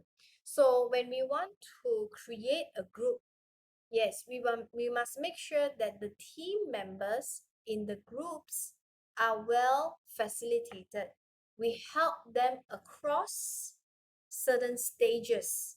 That's why when you have like a new job, right? There's always someone assigned from the company to help you, to take you through certain developments in your new job. So it's the same with having a group as well. There must be someone that is guiding you, and the model that we're interested in is the punctuated equilibrium model. Yes. And we also talk about how roles requirements change in different situations. So when you put someone in a situation that is different from the current situation, we will tend to change our roles. Yes. So why? Because there are many experts that have conducted research on how human roles we tend to change. When we have a different situation, we will switch to another identity. Yes. For example, when we are at work, yes, maybe you are a CEO. You need to have a very firm and a very steady appearance. Whatever that you do must be decisive, immediate. But when you go home, maybe you could be a house husband. Yes, you're doing all the housework, you're cleaning the house and everything. So that is the meaning of how our role can change in different situations and how norms exert influence. Norms, it means that there are certain standards, there are certain ways of doing something in a group that can have an influence on the individual. Yes, so we call that group norms. So norms means it's let me just do a quick check. Norms is 规范，规范. Yes, 规范，规范. Yes. And in the group, there's also certain norms that can have an influence on individuals' behavior. And the next one that we're interested in is the next objective. So the next objective basically is how status and size affect group performance. Status of the group, size of the group can also affect the group performance, and how cohesiveness and diversity. Cohesiveness means how strong is the bonding between one another in the team, and how diversity can help to increase group effectiveness. Last but not least, what are the strengths and the weaknesses of group decision making?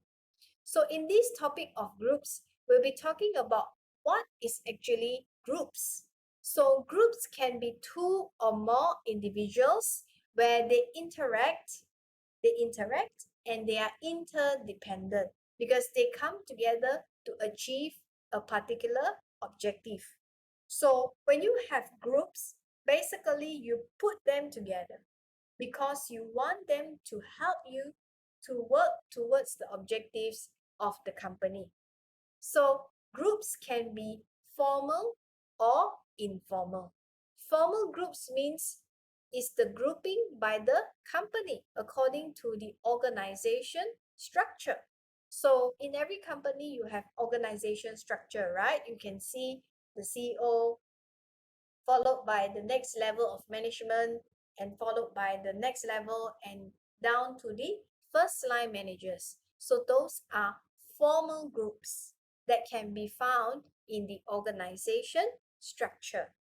For informal groups, it is not something that the organization suggests, but you form it on your own.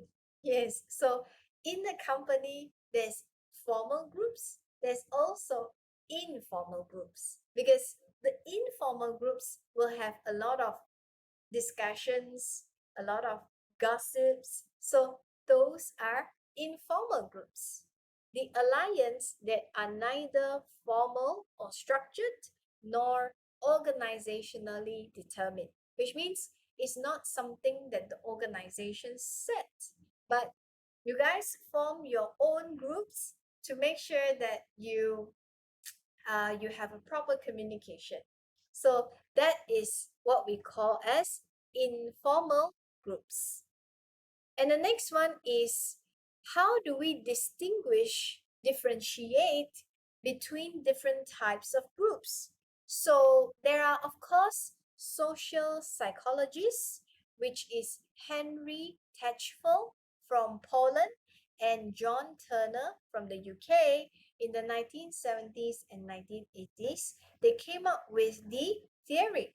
Yes. So they came up with the social identity theory. Yes. Social identity theory says that individuals consider themselves as members of the group, and why some people want to be in certain groups and why the other individual chose to be out of the group.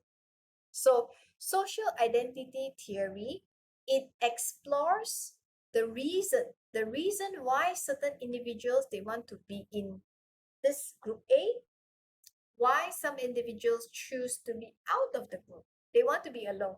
Yes, so they study on these things because they said that people have emotional reaction.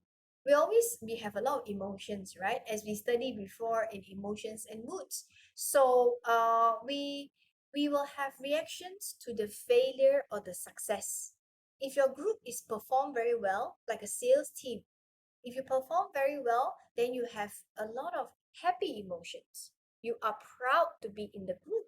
But if your group is always the last, every time when we present, your group is always the last. Yes, so when it's always the last, it will have an emotional reaction on the team members, on the group members. So that's why when we create groups like this, we must be very careful as a manager, because you might cause a lot of emotional reaction, because people, as a member of a group, we tend to tie our emotions. We tend to tie our emotions to what? To the performance of the group. So according to the social identity theory, as individuals, we will have a good emotions or a happy emotions or happy reaction when our team is winning. But when we are in the losing team, we will have a very negative emotion, which will affect everyone in the group. So that's why when we create groups, we must be very careful, because social identity help us to understand who we are and where we fit in with the people. Each and every one of us, we want to be in our groups. Yes, so it's a very natural thing for individuals. We want to consider ourselves as members of certain groups.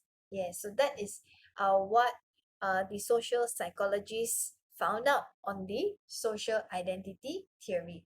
So when we talk about the social identity theory, we also look at certain surveys. Certain surveys which was conducted on 501 individuals, and how drinking is viewed in their organization.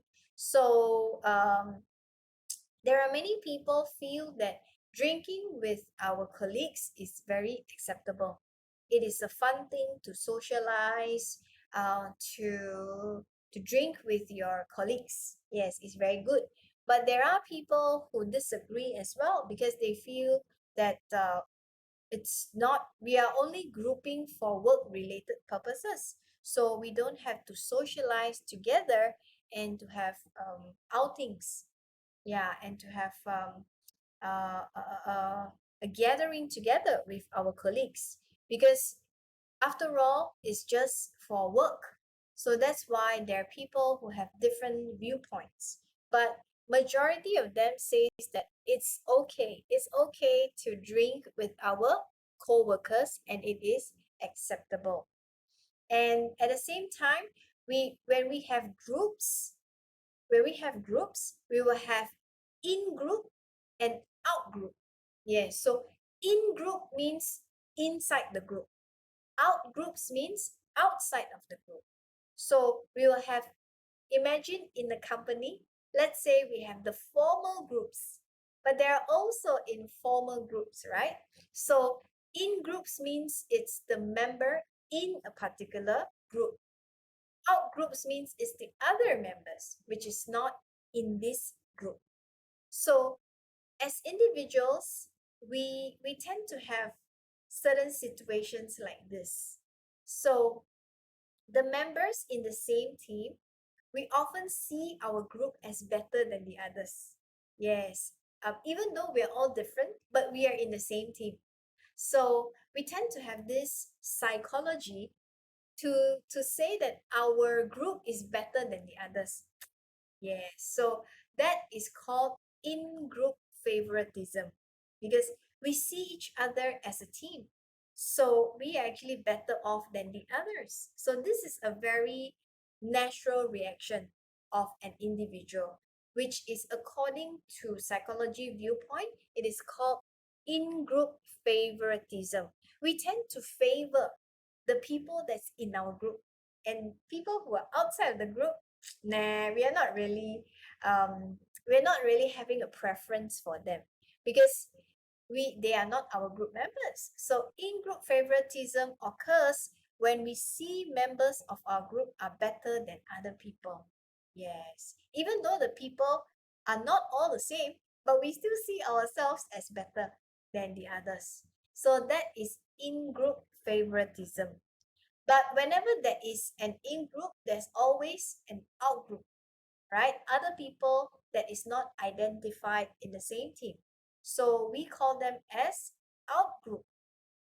So out-group, sometimes it is people who are in the same company, but they are not in the same groups. So they might have different viewpoints from the in-group, right? Because they are not in the same team. So there are certain things that may happen. Yes, certain things that may happen. So in groups and out groups, they will have certain times they will have certain issues that happen. So sometimes they will have certain stereotypes. Stereotypes means you have a discrimination on someone based on certain things, like the other groups are quite lazy, maybe. Yeah, so stereotypes means you're trying to discriminate a particular group. So when you have in groups and out groups, there is a possibility for social identity threat, which is the same. Akin means same to stereotype threats. So individuals believe that they will be personally negatively evaluated due to the association with a devalued group. So the groups that doesn't perform well will have this feeling like a low self-esteem, low confidence, and this may result in their groups not performing because of certain reasons like stereotype. So there is a possibility for this happening when you have in groups and also out groups. So not all groups are very good. Yeah, it will not like create the best thing for the organization. So it's how we manage these groups to make sure that they work towards the objectives of the organization. So how groups are being formed? Yeah, so this is a graph to show you the punctuated equilibrium model. So this model is to show us how groups are being formed. Yes, so you look at here is the timing, and here is the performance. So at the start of the first meeting, it will actually you gather all the different people together, and you will have certain phases，有一些阶段，所以when there is a first meeting, you usually have like a ice breaking session. You know, we talk about each other and where do we come from and how we gather together as a group. And they will go through the phases, but at certain point of time, there will be transition whereby their performance will increase because they get to know each other and they are more familiarized with one another, which is the in-groups. Yes. So then after that, when they work on the project, they understand each other's strengths and they use each other's knowledge to work on the particular project. And their performance will be highest when they are almost ending the project. Yes, completion. So the punctuated equilibrium model says in the middle of introducing the members, after the phase one, there will be a transition. Yes, there will be a transition. There will be conflicts. There will be, you know, people disagreements. There will be people that argue with one another. So these are very common because according to the punctuated equilibrium model, we all have certain tensions. Yeah, that's why it's called the transition period over here. When we want to create certain groups, we must, as managers, we must expect this. We must expect that there is certain levels of conflict, there is certain levels of disagreements, which may help them to understand each other in the groups. And that is how their performance can be at its highest point throughout. After phase two, it will be a better performance towards the completion. So that is how groups are being formed according to the punctuated equilibrium model. And we also talk about understanding groups. Yes, how do we understand groups? Is we need to know the group properties. What is the components of groups? Yes, so in the groups, let's say imagine if we have a group and there are five team members. All right, so there are 5 team members. Each of them will have different roles to play. So when you talk about roles, so roles are basically the different 角色. 角色 Yes, different 角色. So different people in the group itself, they have different roles to play. So roles, it means that is the set of expected behavior. Yes, what do you expect the team leader to do could be different from the team member. Yeah, so that's why roles, it must be very clearly discussed at the phase one. So you must tell the leader must have role expectation. They must inform the other members in the group itself what is expected. Yes, what is expected from them and how they perceive all the members in the team to work together. So there must be expectation, there must be a perception. So with expectation, it will form, sooner or later, it will form a psychological contract. So which means in the team itself, all the members have this psychological attachment, which means that they work together towards the achievement of the project. So this is like a bonding. Yeah, this is a bonding between one another, the psychological contract. So as a team leader, you must tell your members what you expect, and they must also tell you what they expect from you, so that you can have a very good formation in your team. And roles play an important role in a group, because it will help you to exhibit the behavior patterns. Yeah, what kind of behavior you want in your particular group. So roles are very important. And the second one, sometimes we may have role conflict, but there are problems. There are problems when we have roles. Yes, so sometimes certain people, they play different roles. In a company, they play different roles. When they go out, they have another role.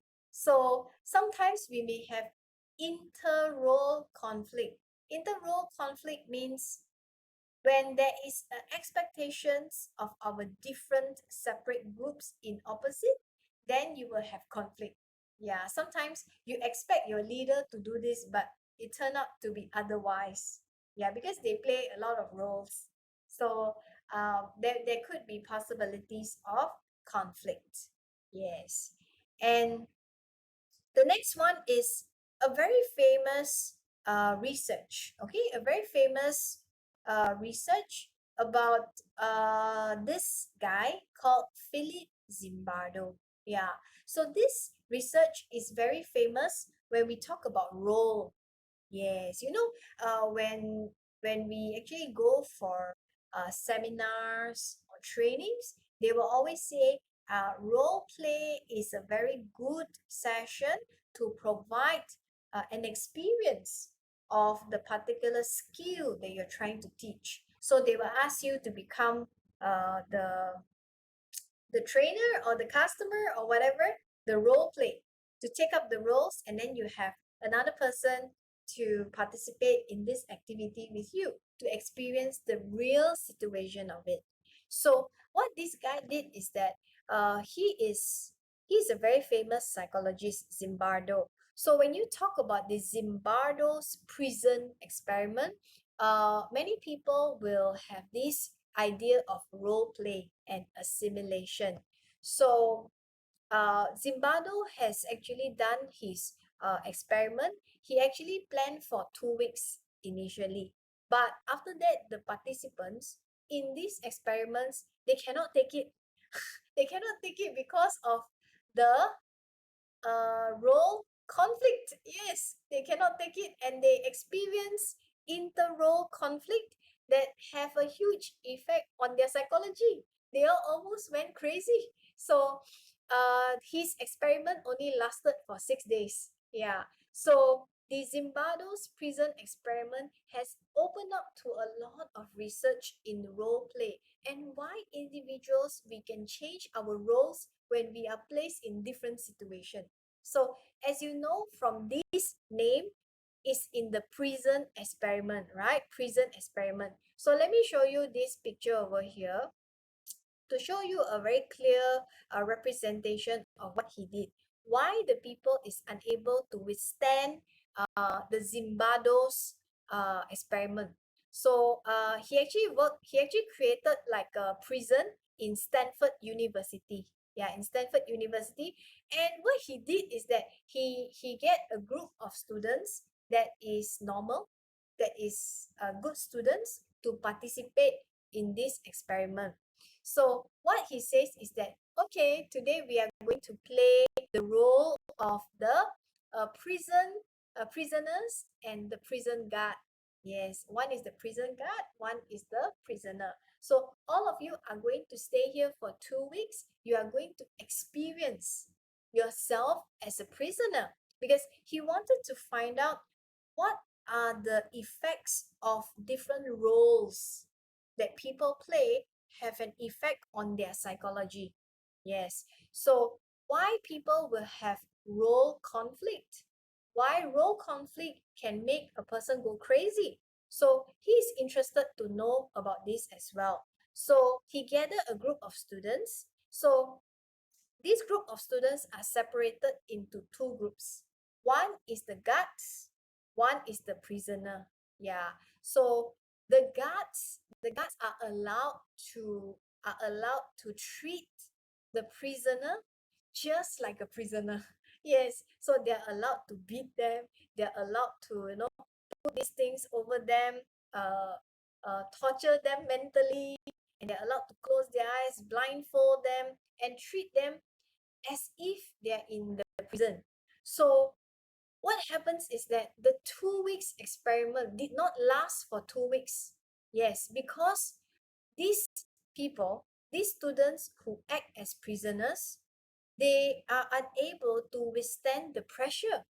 As a prisoner, um, they cannot eat at a very comfortable place. They don't have proper beds to sleep. They don't have enough water to drink and all those sort of things.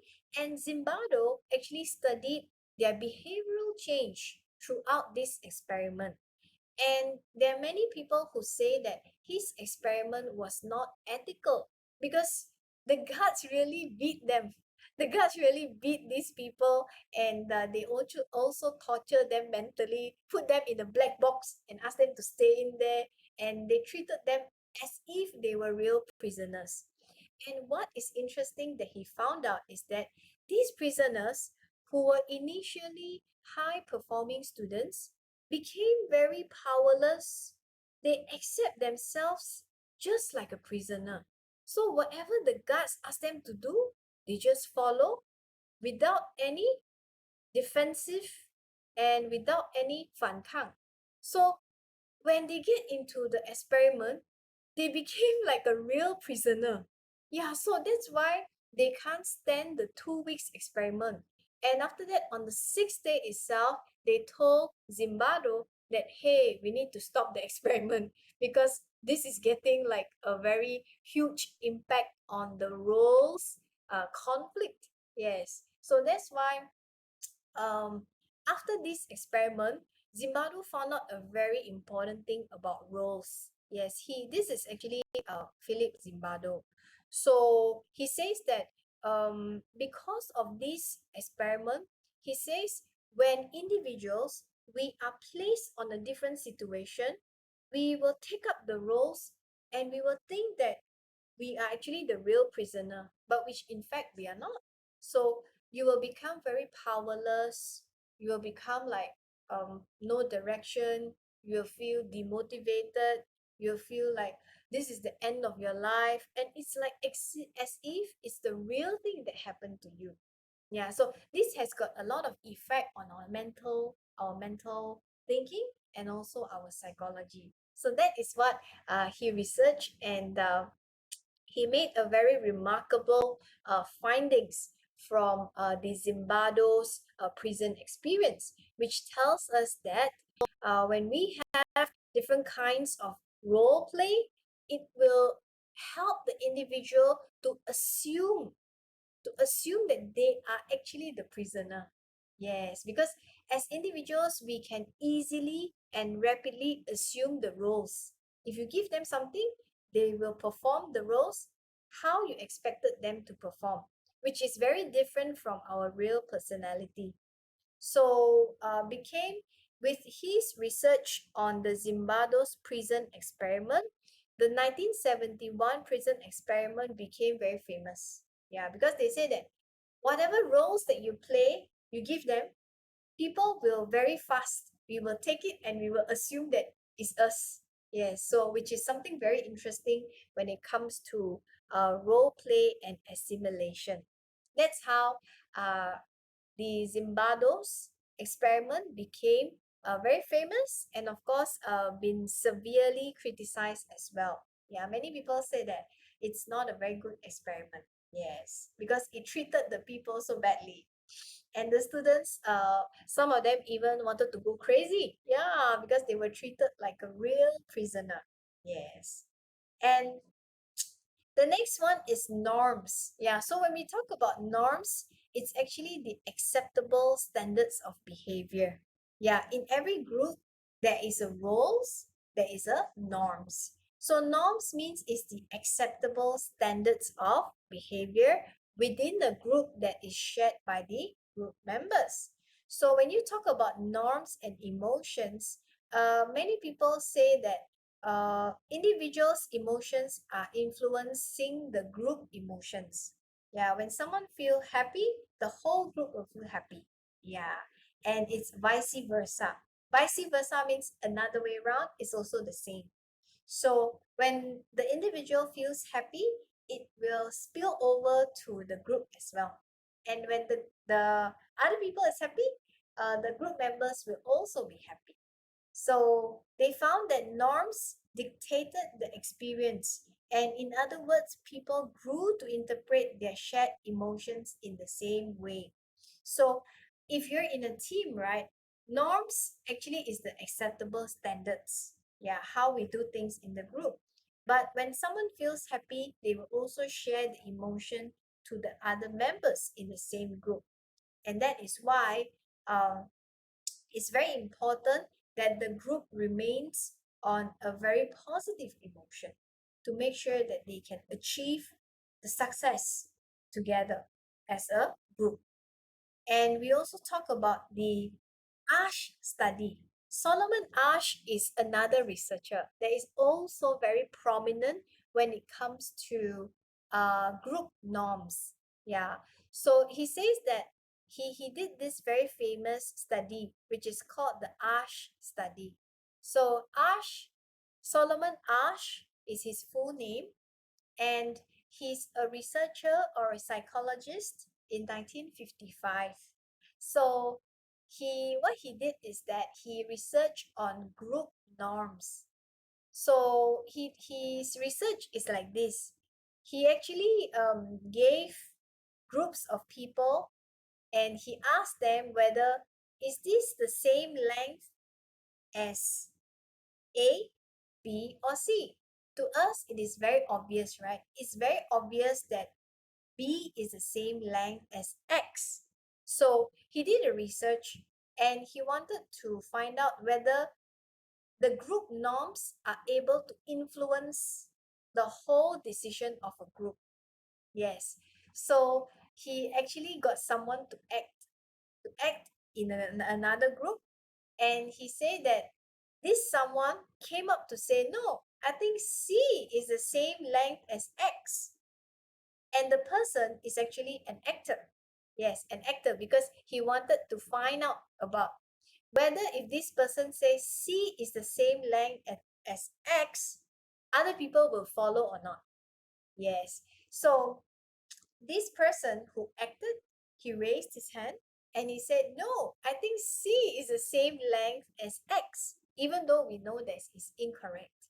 So when he says that, apparently very strange that the other people in the group tend to follow and say, maybe we look at it distorted, maybe we look at it from a different angle.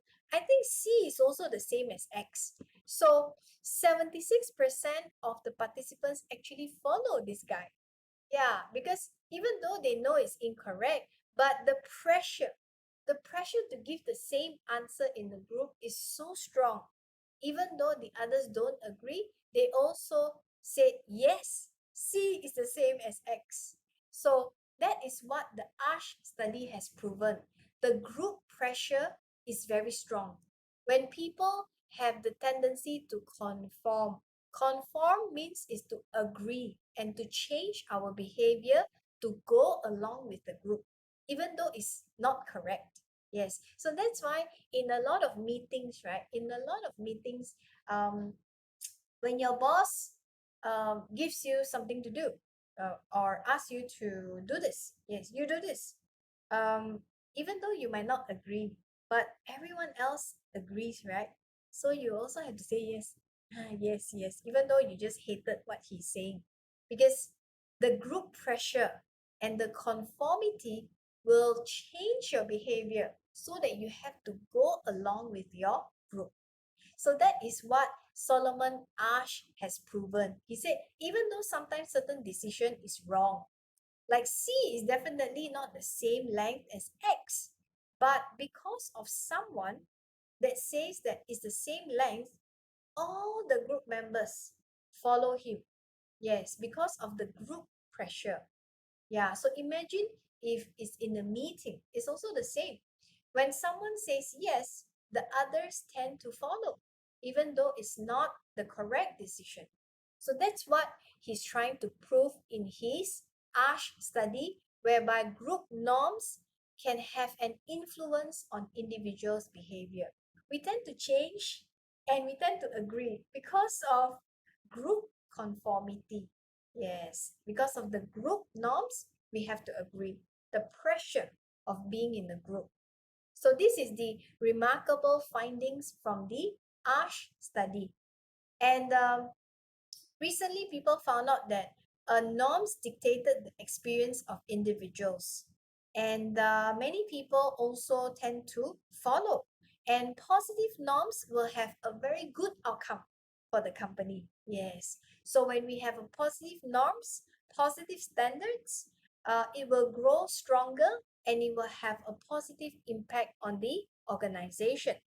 So that's why the goal of the organizations, sometimes certain companies, they have corporate social responsibility initiative to hold the norms, the standards of the employees and to make sure that it is positive. Yes, that is how we can achieve a positive group outcome. And of course, if there is an example of a negative norm may have a lot of effect on the workplace behavior. For example, leaving early, intentionally working slowly. You start to work slowly, you start to sabotage, or you show favoritism, you blame co-workers, sexual harassment, and gossiping. So all of these things are because of the negative norms that is spread around the company, within the groups or out groups. So that's why norms are very important. It may result in deviant or bad workplace behavior. And norms and cultures, do you think people in different cultures have different norms? Of course, yes. So different cultures, different countries, we may have different ways of doing things and different norms, different standards of doing things. So there are certain countries that prefer to have individual work. There are certain countries that prefer group work. So the norms and culture would have a different range, a different standard. Yes. So the next one is status. The next group property is status. So we talk about roles, we talk about norms, we talk about status now. So what is the meaning of status in a group? So in every group, you will have status, different status, right? So status is a socially defined position or a rank that's given to the groups or group members by others. So status is derived from three sources according to the status characteristics theory. Many theory, but interesting because a lot of researchers, they are doing a lot of work in status, in understanding groups. So they said that how do we see status is the power a person have over others, ability to contribute to group goals, and your individual's personal characteristics. So status is how a person having a power and the ability to contribute to group goals. And of course, status has its relationship with the other group properties as well. Status and norms, status and group interaction, status inequality, status and stigmatization, and group status. So let's talk about the first one first. When we talk about status and norms, high status individuals have more freedom. Yes, when you have more status, when you have a higher status, you have more freedom not to follow the standards. Yes. And when you have more status, higher status, you are definitely more aggressive. Yes, because you are important person. So that's why you will have more um, assertive. You're being more assertive. We can say assertive as let me just 断言的，断言的，断言的，断言的。断言的， Okay, I hope it sounds correct. Yeah, so higher status people are more assertive. Yes, and status inequality. Of course, when you have higher status, a lot of people may perceive inequality, and that requires a lot of corrective behavior and resentment. Resentment simply means, let me just put it in here, 怨恨. 怨恨， Yes, because those people who don't get the status, they will feel resented. Yeah, so they will have a lot of hatred for you. Yes, when you have higher status in a group. And the next one is basically stigma. So, what is the meaning 柱 of stigma? 头， It means 柱头，柱头, defect, stigma. Defect, 瑕疵， it's like a flaw. Yeah, it's like a 瑕疵. Yes, a 瑕疵. Yes. So when you have more status, a higher status, many people tend to pay attention to stigmas. Yes, what is your 瑕疵? What is it that you're not doing good? So that can cause a lot of effects on performance. Yes, and the last one is group status. Group status means many people tend to look at groups differently. Yeah, whether it's us or it's the others. Yeah, so that's why it may cause a lot of polarization. Group polarization, it means 群集化，群集化, yes, group polarization. So when there is group polarization, we tend to have groups that fighting with one another. Yeah, so we tend to move and compare. We tend to compare. Yeah, we are not working together, but we are compare, and we make extreme decisions. Yes, so when we make extreme decisions, that may have an effect on group performance, because when we go extreme, definitely it's not something that's going to be ethical. Yeah, so when you go extreme, when you have group polarization, groups tend to make a very extreme decisions. Yes, extreme decisions, which even though sometimes it may go against your norms. So that's why group polarization, it suggests that in your groups itself, you may have a discussions on your own, which may affect in a very extreme decision. Yeah, so within your group itself, there are people that are still discussing within them. So it's not really a group effort anymore. Yeah. So that's the meaning of group polarization. So if I explain a group polarization, it means that changing attitudes among the individuals within the group itself. So 你们的团体就已经是分裂了，因为里面还有the group members that is changing their attitudes among themselves. Yes, so group polarization, according to social psychology, you tend to make decisions that is very extreme because in the group itself is already broken down into smaller groups, and this effect is called group polarization. Yes, which is no longer the actual group. Yeah, so that's why group polarization is a very famous social psychology term, and which is to say that to me it's like the group that's already broken down into smaller groups, and it's not something good. Yeah, it's not something good because you may result in doing something that is not for the benefit of all. Yeah, and it may be just between two of them in the whole team. So that is the meaning of polarization. Yes. And we always think that it's either us or them.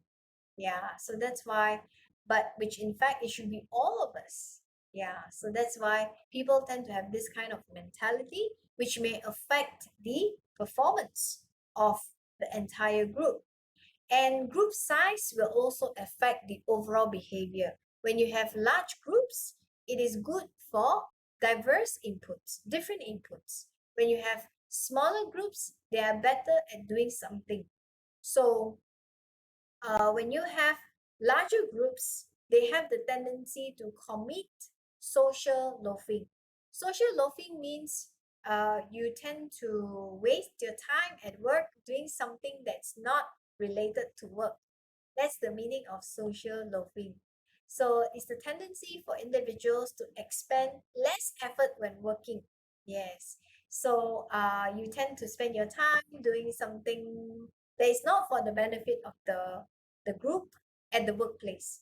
So that is the meaning of social loafing. So when you have very large groups, it has its benefit. It also has its disadvantages. So how do we make sure that our group is effective? Yes. How do we make sure that there is cohesiveness within our groups? So when the norms are high and the cohesiveness are high, then it will result in high productivity. This is what we want. Yes. So make sure that the norms, the standards are well accepted by each other in the groups, and the group members are close enough to one another. Cohesiveness means close enough. So if both are high, then you will have high productivity. If there is a high standards but low cohesiveness, then you will have moderate productivity. And if the group standards are very low, but the groups are very close to one another, you will not have any effect. It's a low productivity. And if the group performance norms are low and cohesiveness are low, then that's the worst thing. Moderate to low productivity. So cohesiveness and norm, it has its relationship. Yes, it has its relationship. And of course, as managers, we want to encourage high productivity. Yes, which is in this domain, which is high performance norms and high cohesiveness will result in high productivity. And of course, we will continue our further discussion on diversity in the next class. Yes, because this area is again another long discussion. So today I will not cover on diversity because in maintaining group effectiveness, we also must have some diversity. Diversity means difference. Differences is good, but it cannot be extreme. Yes. So when differences is existing in your group, it can help your group to have different viewpoints. Yeah, but when it gets overwhelmed, then it will be resulting in group conflict, which is not good. Yeah. So why is it not good? And we will cover that in our next lesson. Yes, which is lesson number 10. So looking at that, we have ended the presentation for today, and we will still have quite a number of topics to cover before we can have our group presentation. So that's why I know you guys today are quite good. I have shared a lot of research, the prison experiment, the ASH studies. So you can go through them. If you have any questions, please let me know.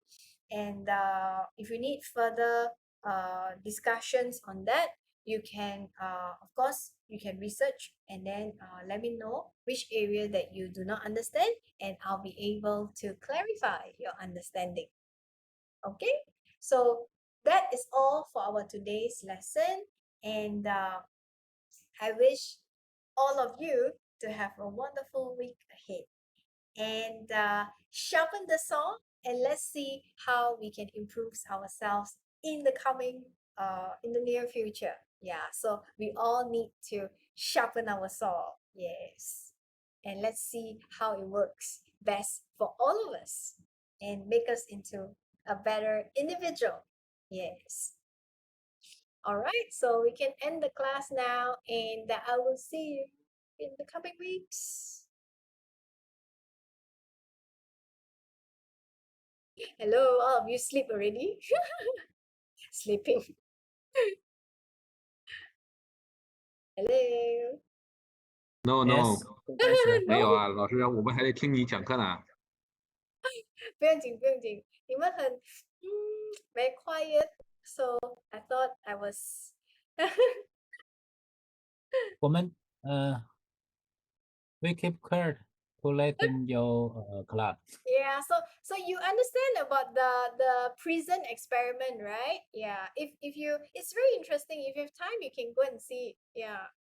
So which means you put someone as a prisoner, they will think that they are the prisoner. Yeah, it's a very human nature. So very interesting study. You can go and have a look at it. The Zimbardo's prison experiment. Yeah. Okay, so I will see you next week, and we keep in touch. 我要去买东西啦，因为今天是4月4号。我去买东西，在我的手机叮嘟叮嘟叮嘟。拜拜。拜拜。拜拜，顾老师，购物愉快。啊，对对，购物要愉快购物愉拜快，拜，周末愉快。周末愉拜快拜。，Mr. D。周末 happy。拜拜。拜拜，麻烦。拜拜，林伟瑜。拜，孙乔。